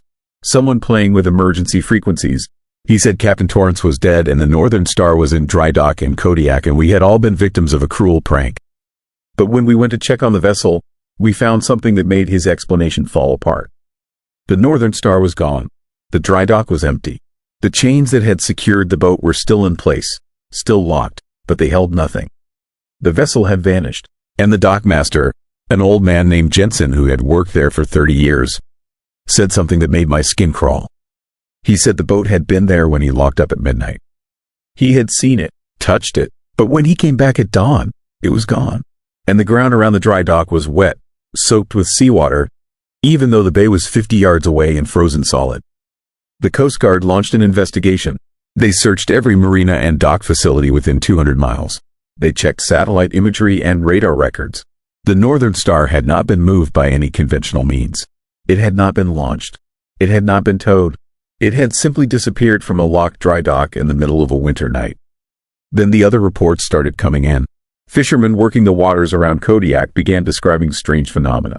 Lights under the ice, green-blue glows that moved with apparent intelligence, following boats, circling beneath them. Several vessels reported impacts against their hulls from below, strikes powerful enough to dent reinforced steel. One boat, the Silver Wind, radioed that they were being pushed by something massive moving under the ice, that they could feel the vibration through the hull, that whatever it was trying to drive them toward open water. The Silver Wind made it back to port, but the crew refused to go out again. They described seeing shapes through thin ice, massive forms that were not whales or any known sea creature. They said the shapes had structures on them, protrusions and appendages that looked almost mechanical. They said the lights came from these structures, that they pulsed and flickered like signals. I interviewed the captain privately. He was a hard man, someone who had worked the Bering Sea for 25 years and survived storms that had killed better sailors. But he was shaking when he talked to me. He said the thing under his boat had been the size of a football field. He said he had seen what looked like eyes, huge and multifaceted like an insect, glowing with that same green-blue light. He said it had watched them, studied them, and then deliberately let them go, like it was deciding they were not interesting enough to keep. More calls came in over the following weeks. Always at night, Always on Channel 16. Different voices, but all of them claiming to be crew members from vessels that had gone down years or decades earlier. They described attacks from below, lights in the water, things that should not exist, and every transmission ended the same way. The sound of metal tearing, that deep, inhuman roar. Then silence. We tried to track the source of the transmissions, but they came from impossible locations. Open water that was frozen solid. Coordinates in the middle of ice fields. Places where no radio equipment could physically exist. The signals were real. The voices were real, but the physics made no sense. Then, 6 weeks after the original call, we found the Northern Star. A commercial fishing vessel reported spotting wreckage caught in the ice about 60 miles from the original coordinates. The Coast Guard sent a team. What they found defied explanation. The Northern Star was embedded in the ice, but not on top of it. The vessel was frozen inside a massive ice floe, suspended 20 feet below the surface, perfectly visible through the clear blue ice. The boat was intact. No damage, no sign of sinking or impact. It looked like it had been carefully placed there, preserved, displayed. And there were lights around it, green-blue lights frozen in the ice, creating a circle around the hull. When the rescue team got close, they said the lights started pulsing again, even though they were trapped in solid ice. They said they could hear sounds through the frozen water, not the roar from the radio transmission. Something else, something that sounded almost like machinery, almost like language, almost like music. They tried to extract the vessel, but the ice was too thick and too hard. It was not normal sea ice. It had a crystalline structure that their equipment could not cut through. After 3 days of attempting recovery, the team reported strange symptoms. Headaches, disorientation, vivid dreams of swimming in dark water toward distant lights. The operation was called off. The Northern Star is still out there, frozen in that ice floe, drifting with the currents around Kodiak Island. The Coast Guard monitors its position but makes no attempt to approach it. The lights still pulse, the sounds still echo through the ice, and every few months, another distress call comes through on Channel 16. Different vessels, different voices, different dead men screaming about lights under the ice. All of them transmitting from impossible locations. All of them ending with that sound of metal tearing and that deep, terrible roar. I left the Coast Guard in 2007. I could not do it anymore. I could not sit in that station and listen to dead men screaming, knowing there was nothing I could do, knowing that whatever was taking those boats and their crews was still down there, still active, still hunting. I moved to Montana, as far from the ocean as I could get. I told myself I would forget, but you do not forget something like that. You do not forget the sound of Captain Torrance, his voice, dead for 11 years, screaming about lights that should not exist. You do not forget seeing a boat frozen inside an ice floe, surrounded by glowing structures that pulse like they are alive. You do not forget the feeling that something vast and ancient lives in those dark waters, something that occasionally reaches up to take vessels and preserve them and their crews in ice, collecting them for reasons we cannot understand. The official explanation is equipment malfunction, ghost signals, radio anomalies caused by atmospheric conditions and ice refraction. But I was there. I heard those voices. I saw that boat suspended in ice like a museum piece. And I know the truth. There is something under the ice off Kodiak Island. Something old. Something that builds structures and creates lights and takes boats when it wants them. Something that can reach up from the deep ocean and pull a vessel out of dry dock, carry it 60 miles through frozen water, and suspend it in ice like a trophy or a specimen. And it is still there. Still collecting. Still calling. Because the distress signals keep coming. Different ships, different crews, different dead men broadcasting from impossible places. All of them describing the same thing. Lights under the ice, massive shapes rising from below. The feeling of being watched by something vast and terrible and utterly alien. The ocean is not empty. The deep places hold more than fish and whales and shipwrecks. They hold things that predate humanity. Things that build and think and act with purposes we cannot comprehend. And sometimes, in the frozen waters around Alaska, those things come close enough to the surface to take what interests them. Captain Torrance is down there somewhere. So is his crew. So are dozens of other vessels and hundreds of other sailors, all of them preserved in the cold dark water or frozen in ice, collected by something that wants to study us or display us or keep us for reasons that make sense only to an intelligence so different from ours that we cannot even recognize it as intelligence. I still hear that voice sometimes in my dreams, Captain Torrance screaming about lights under the ice, and I wake up knowing that somewhere in the Bering Sea, another boat is drifting too close to the wrong patch of water. Another crew seeing strange lights below them. And soon, very soon, the Coast Guard will receive another impossible distress call from another dead man, screaming about something rising from the depths. And there will be nothing anyone can do but listen as the metal screams and that ancient voice roars, and another piece of humanity gets added to whatever collection exists in the frozen darkness beneath Kodiak Island. Story 8. Sentient Frost. The frost in Alaska learned my face. And now I can, to escape the feeling that something is watching me through every frozen window in the world. My name is Dr. Sarah Mitchell. I am a biologist specializing in extremophile organisms, the kind of life that survives in conditions that should be impossible. For 8 months, I studied Arctic moss colonies on the North Slope, 300 miles from the nearest town, living in a research station with 4 other scientists. I went there to understand how life adapts to the harshest environments on Earth. What I found was something that shouldn't be alive at all. Something that watches, something that learns, something that is still learning. It started in late November when the sun disappeared for the winter. 24-hour darkness, temperature dropping to 40 below. The kind of cold that makes the air itself feel solid, that turns your breath into ice crystals before it leaves your mouth. Perfect conditions for my research. Perfect conditions for what was waiting. The first morning I noticed it, I was making coffee before dawn data collection. The kitchen window had frosted over during the night like always, but the patterns were different. Not the usual random crystalline structures. These were organized, geometric. They formed branching networks that looked almost deliberate, like someone had etched a design into the glass. I took photos for my records, thought maybe it was an interesting example of dendritic crystal formation. But when I looked closer, the patterns reminded me of something from my neuroscience courses in grad school. They looked like neural pathways, synapses connecting, information flowing through a network. I mentioned it to Marcus, our meteorologist. He laughed it off. Said I was seeing patterns where none existed. The human brain does that. Finds meaning in randomness. Faces in clouds. Animals in constellations. Neural networks in frost. Just pareidolia. Nothing more. But the next morning there were more. Every window in the station had frosted over with the same complex patterns. Branching structures that grew more intricate by the day. I started documenting them obsessively. Taking measurements. Mapping the formations. Trying to understand the mechanism that could create such organized structures. The patterns changed every night. Never the same configuration twice. But they were evolving, getting more complex. The branches grew finer, more numerous, creating networks so dense they looked almost like fabric woven from ice. By the 3rd week, I started noticing something else. The patterns weren't too random in their placement. They concentrated around areas where we spent the most time. The kitchen window had the densest formations. My bedroom window. The lab windows. Like the frost was paying attention to where we were. What we were doing. I ran tests on the frost itself. Scraped samples. Examined them under the microscope. The ice crystals were normal. Pure water.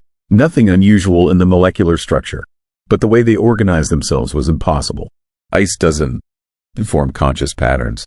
Ice doesn't to learn. Marcus thought I was losing it. Cabin fever, he said. Isolation psychosis. We were alone in the dark for months with nothing but our research and each other.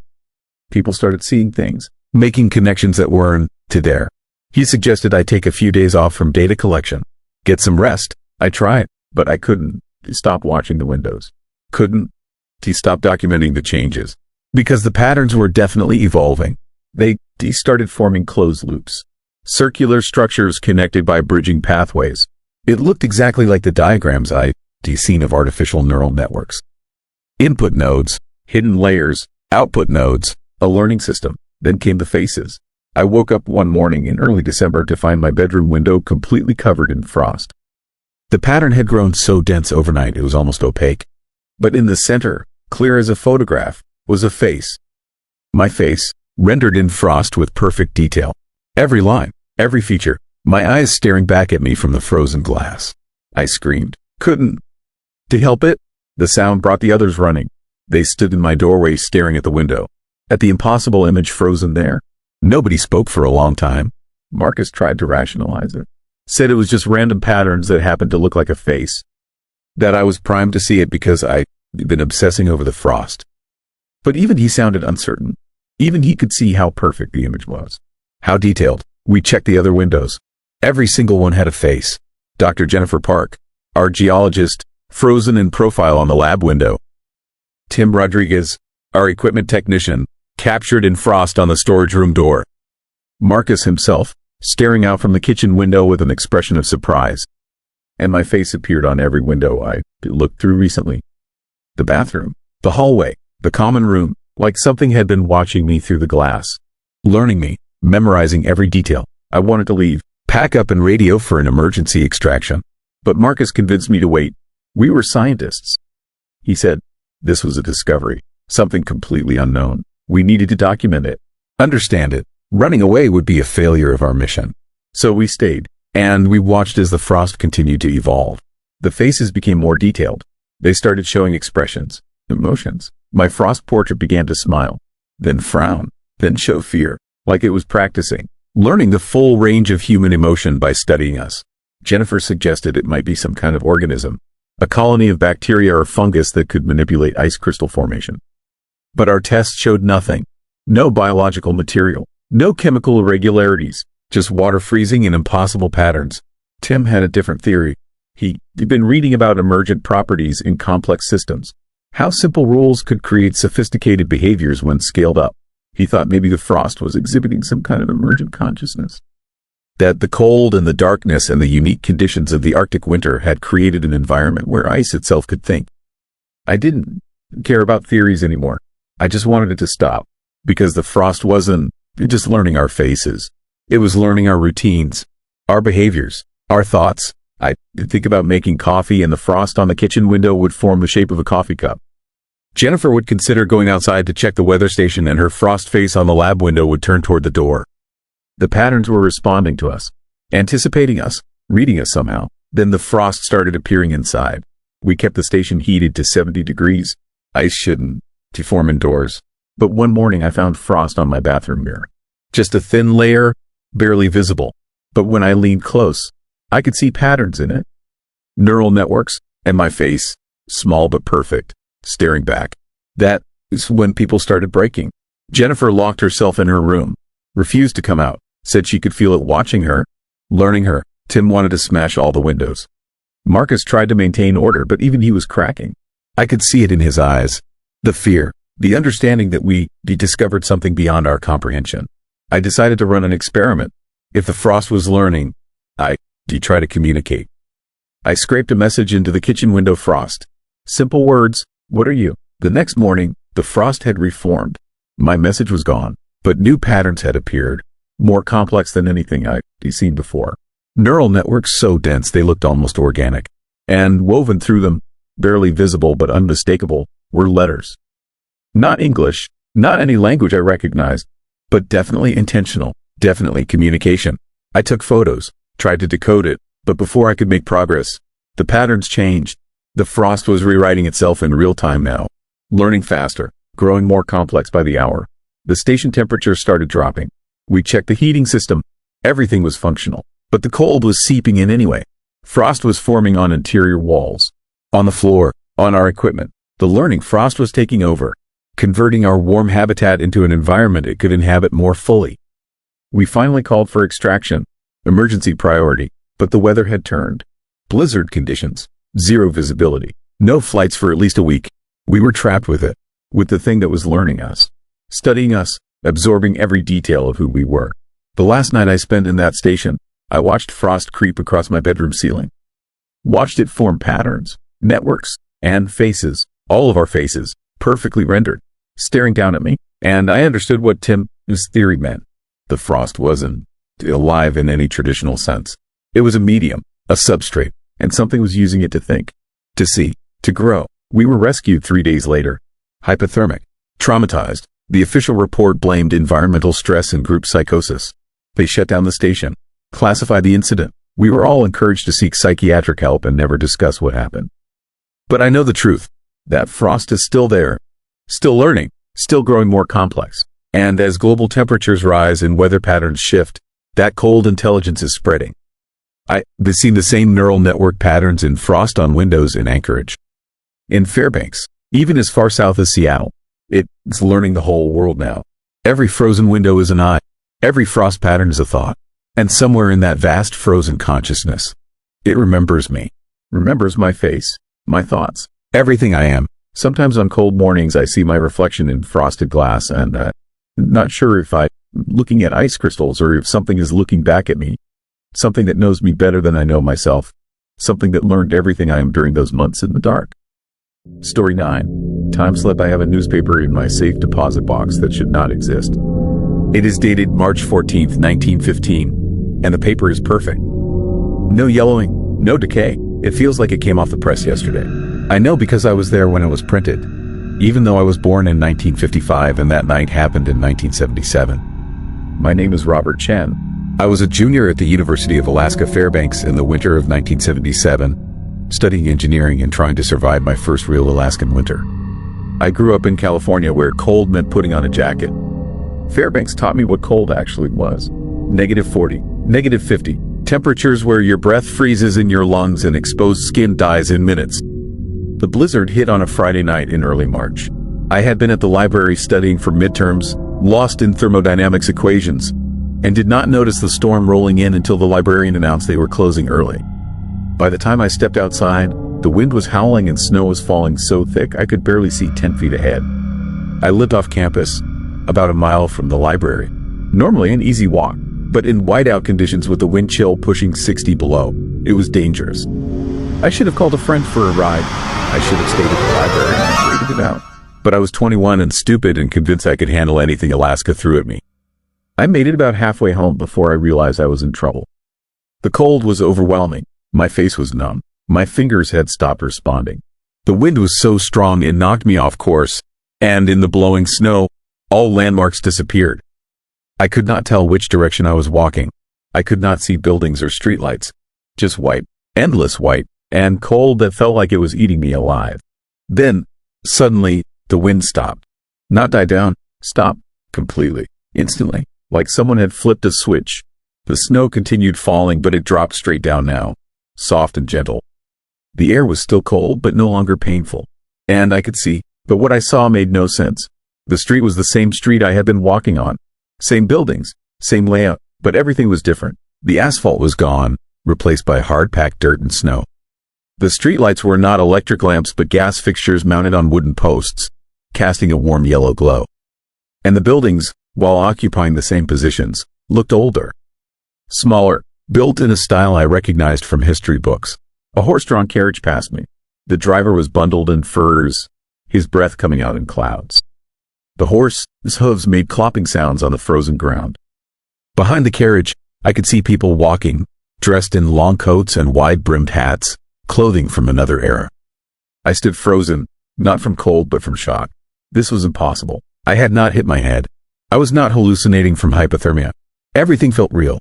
The cold, the snow, the smell of coal smoke and horse manure, the sound of distant voices and someone playing a piano in one of the buildings. I started walking, moving like I was in a dream. The street was the same route I walked every day from the library to my apartment, but transformed. Where my usual corner store should have been, I saw a mercantile with wooden signs advertising flour and lamp oil. Where the modern bank stood, I saw a smaller building with frosted windows and Fairbanks Exchange painted in gold letters. People looked at me strangely. I realized I was wearing a modern parka, jeans, and sneakers. In a world of fur coats and leather boots, I stood out. A few people pointed. One man approached me, his face curious, his mouth moving to ask a question. I panicked. I turned and ran back the way I had come, my feet slipping on the hard-packed snow. Behind me, I heard shouts, people calling out, asking who I was, where I had come from. But I did not stop. I ran until my lungs burned and my legs gave out. And then, just as suddenly as it had stopped, the wind returned. It hit me like a wall. The gentle snowfall became a blizzard again. The warm gaslight vanished, replaced by the harsh white glow of modern streetlights barely visible through the storm. When I looked around, gasping for breath, I saw asphalt under the snow. Electric lines overhead. A Toyota pickup truck parked at the curb. I was back in 1977. Back in my own time. The whole experience had lasted maybe 15 minutes, but I felt like I had been gone for hours. I was disoriented, exhausted, terrified. I stumbled the rest of the way to my apartment, barely aware of my surroundings, operating on pure instinct. Inside, I locked the door and turned on every light. I stripped off my wet clothes with shaking hands. I made coffee and sat on my couch, trying to process what had just happened. Trying to convince myself it was hypothermia or a stress hallucination or a vivid dream. Then I reached into my parka pocket to pull out my wallet and found something else. A folded newspaper. Thick paper, coarse texture, the kind they do not make anymore. I unfolded it with trembling hands. The Fairbanks Daily News Miner, March 14, 1915. The entire front page was devoted to news I had never heard of. A mine collapse, a debate over territorial governance, advertisements for businesses that had been gone for 60 years.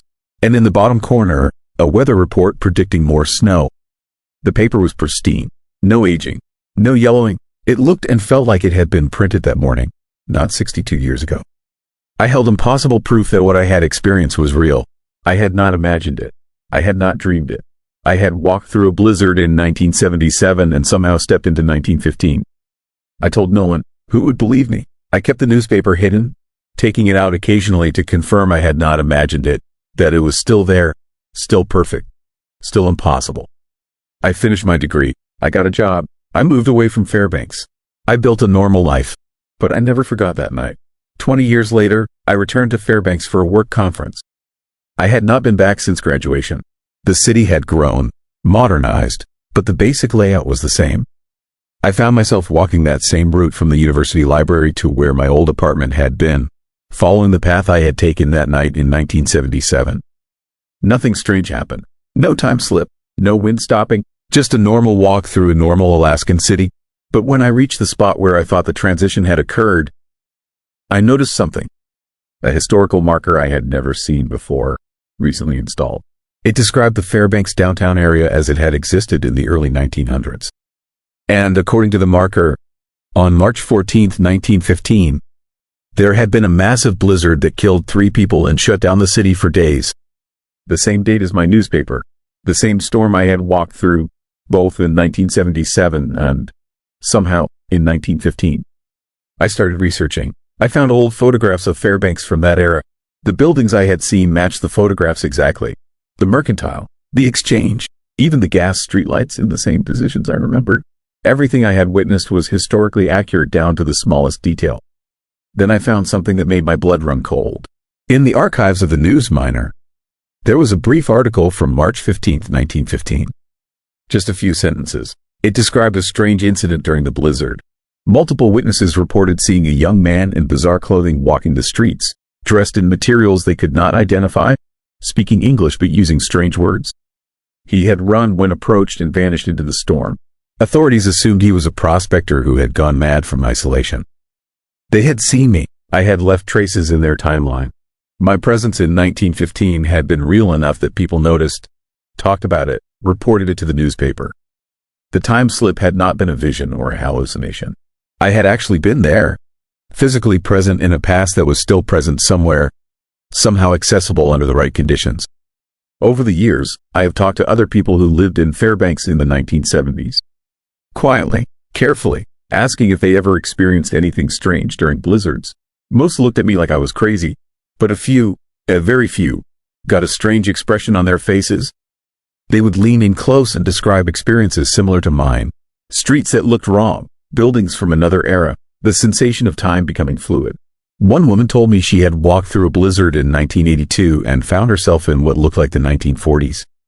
She saw military vehicles and men in uniform, soldiers stationed at Fort Wainwright during World War II.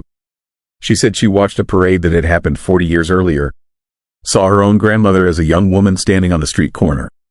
She had proof too, a photograph she had somehow grabbed from a vendor, dated 1943, showing the exact scene she had witnessed. Another man described slipping forward. He said during a particularly bad storm in 1979, he had walked into what he was certain was the future. He saw buildings that did not exist yet, technology he did not recognize, cars that looked like they came from science fiction.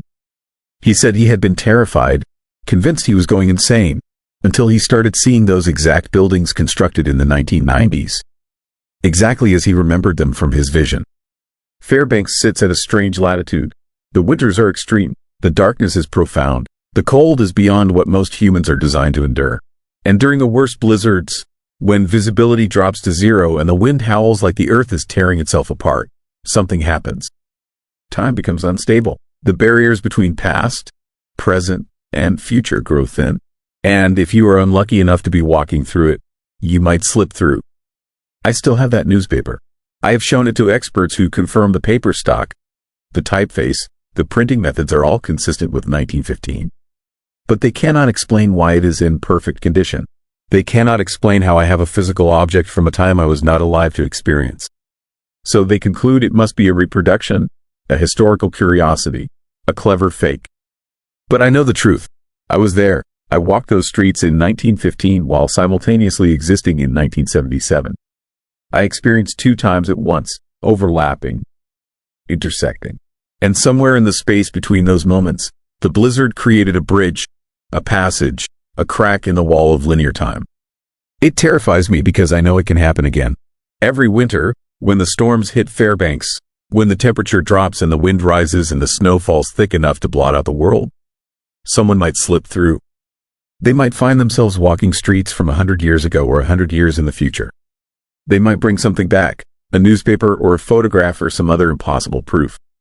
And they will spend the rest of their lives wondering what they saw, wondering if it was real, wondering if the past and future are not fixed points but places we can visit under the right conditions.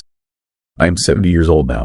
I do not go out in blizzards anymore, but sometimes, on winter nights when the wind howls and the snow falls heavy, I look out my window and wonder. Wonder if someone is out there right now, walking through a time that is not their own. Wonder if they will bring back proof. Wonder if they will try to tell anyone, knowing they will not be believed.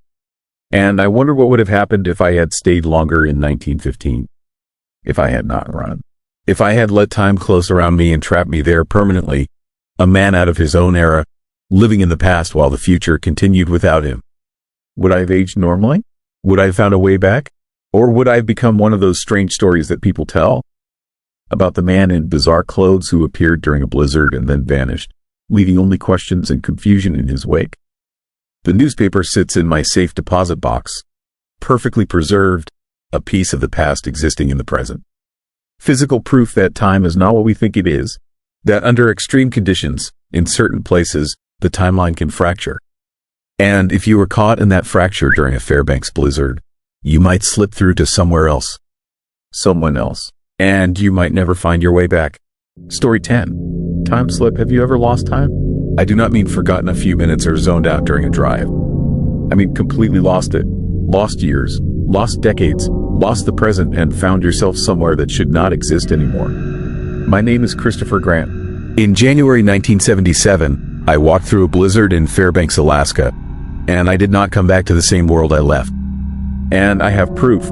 A newspaper from 1915 that sits in a safety deposit box in Anchorage. Physical evidence of something impossible.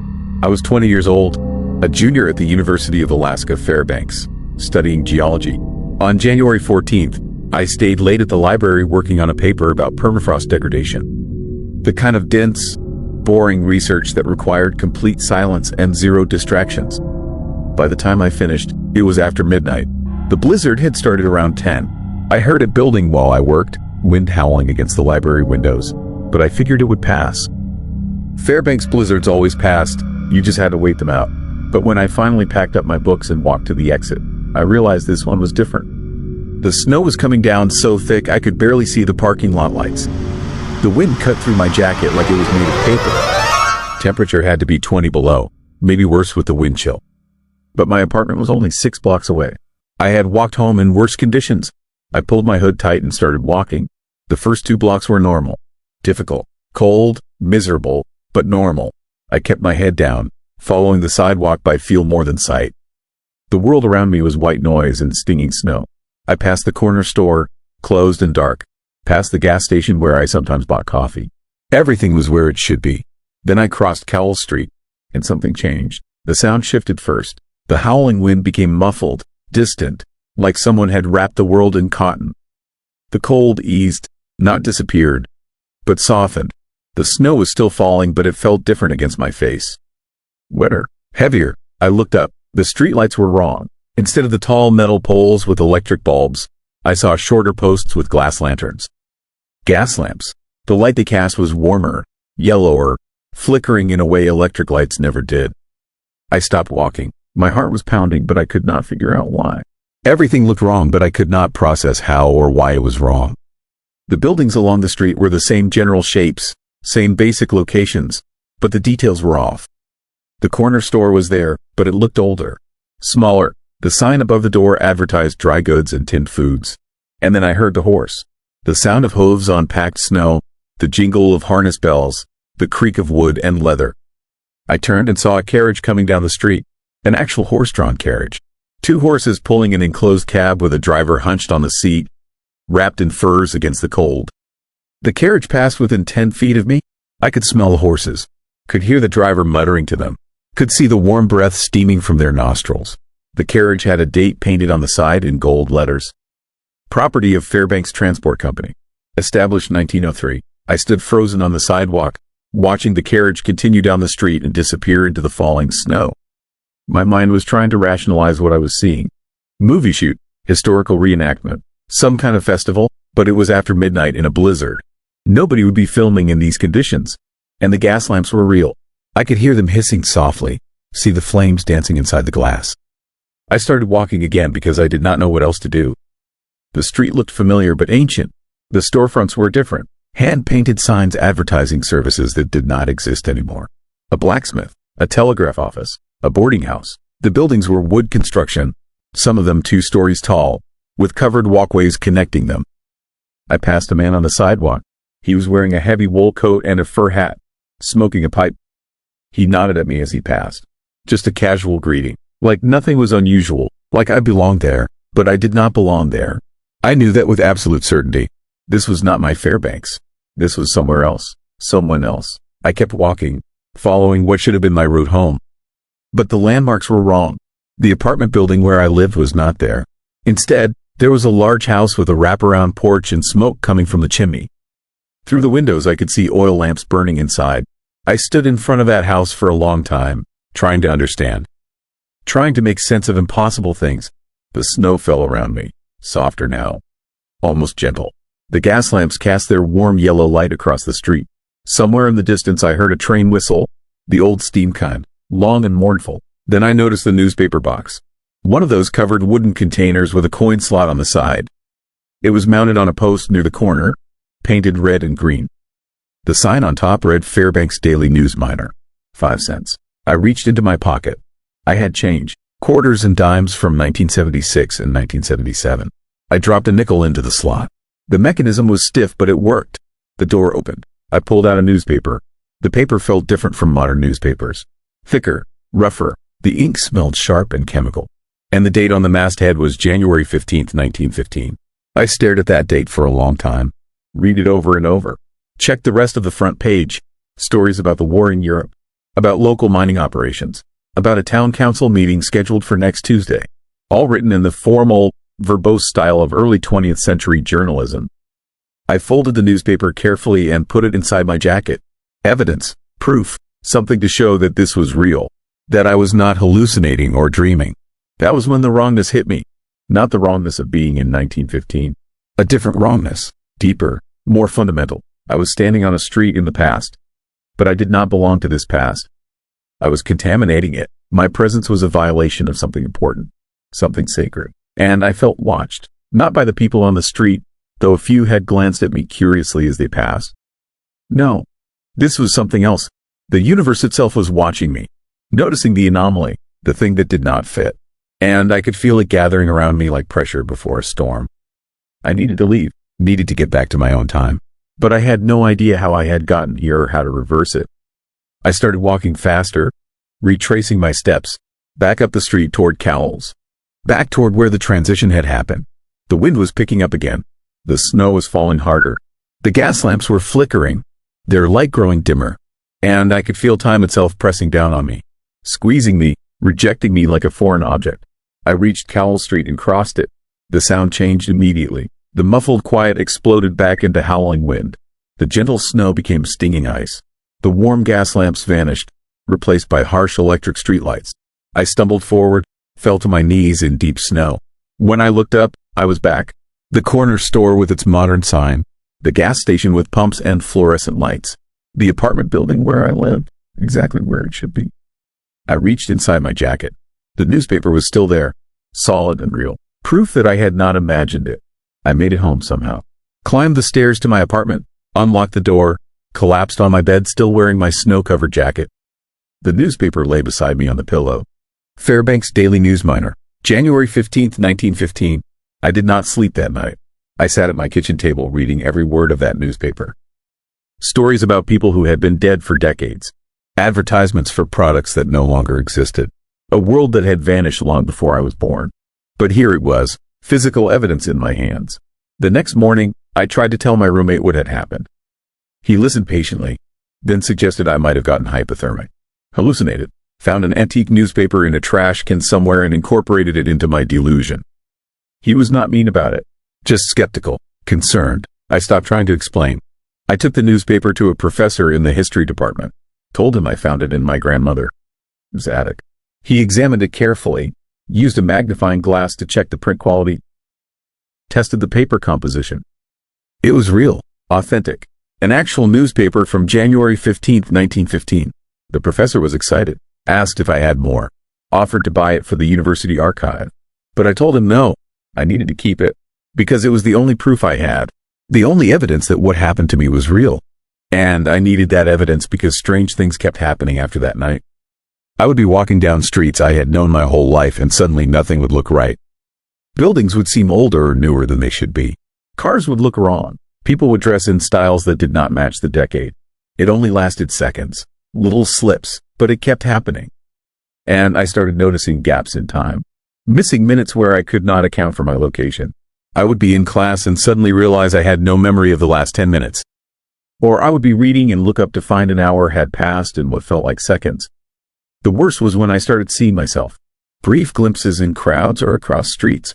A figure that looked exactly like me, wearing clothes I did not own, walking with purpose toward destinations I could not know. My doppelganger. My other self. The version of me that existed in all the other times I kept slipping into.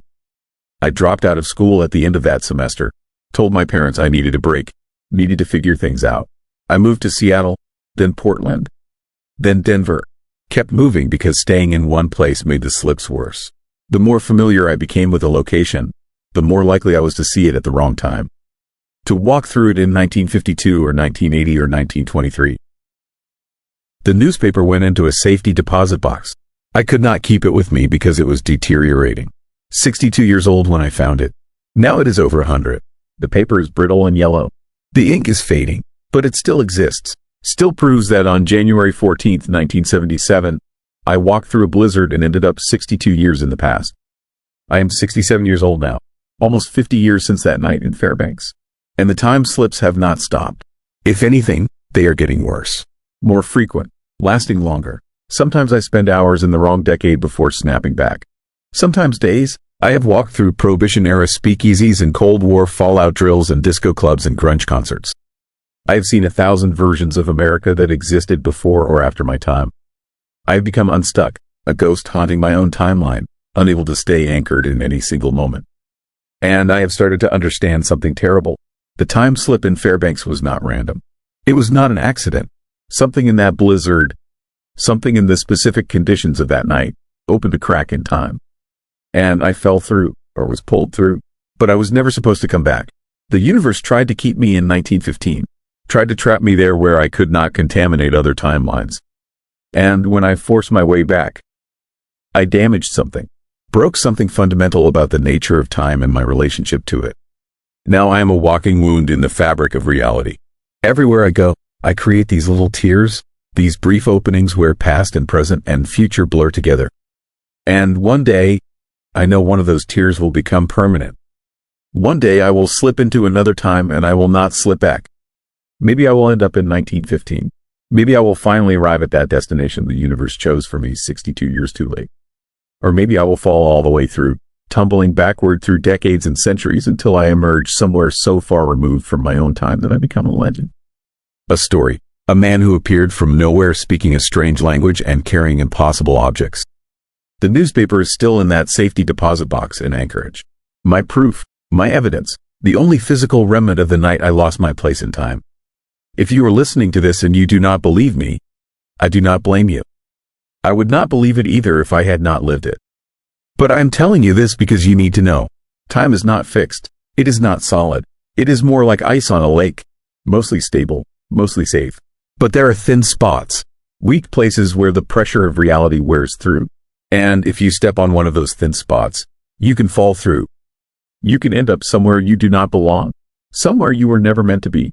And if that happens to you, if you ever find yourself on a familiar street that has become unfamiliar, if you see gas lamps where streetlights should be or hear horses where cars should be, do not take anything with you. Do not grab a newspaper or a coin or any physical object from that other time. Because when you bring something back, you create a connection, a thread linking you to that other moment. And threads can pull in both directions. My name is Christopher Grant. On January 14th, 1977, I walked through a blizzard and found myself in 1915. And I have been falling through time ever since, slipping between moments, haunting decades, unable to stay anchored in the present. And someday soon, I will disappear completely. I will take one final step and fall through the ice. And somewhere, someone will find me wandering their streets. A ghost from another time, lost and confused and holding a newspaper that proves I was telling the truth all along. The last whisper fades, but the cold lingers. If you felt the dark tonight, subscribe and turn on notifications. The next story waits just beyond the ice. Tell us where you're listening from or share your own strange encounter. Your words feed the fire here at Midnight Whispers. Alaska's night is long, and our stories are longer. Until next time, keep your eyes open and your footsteps soft.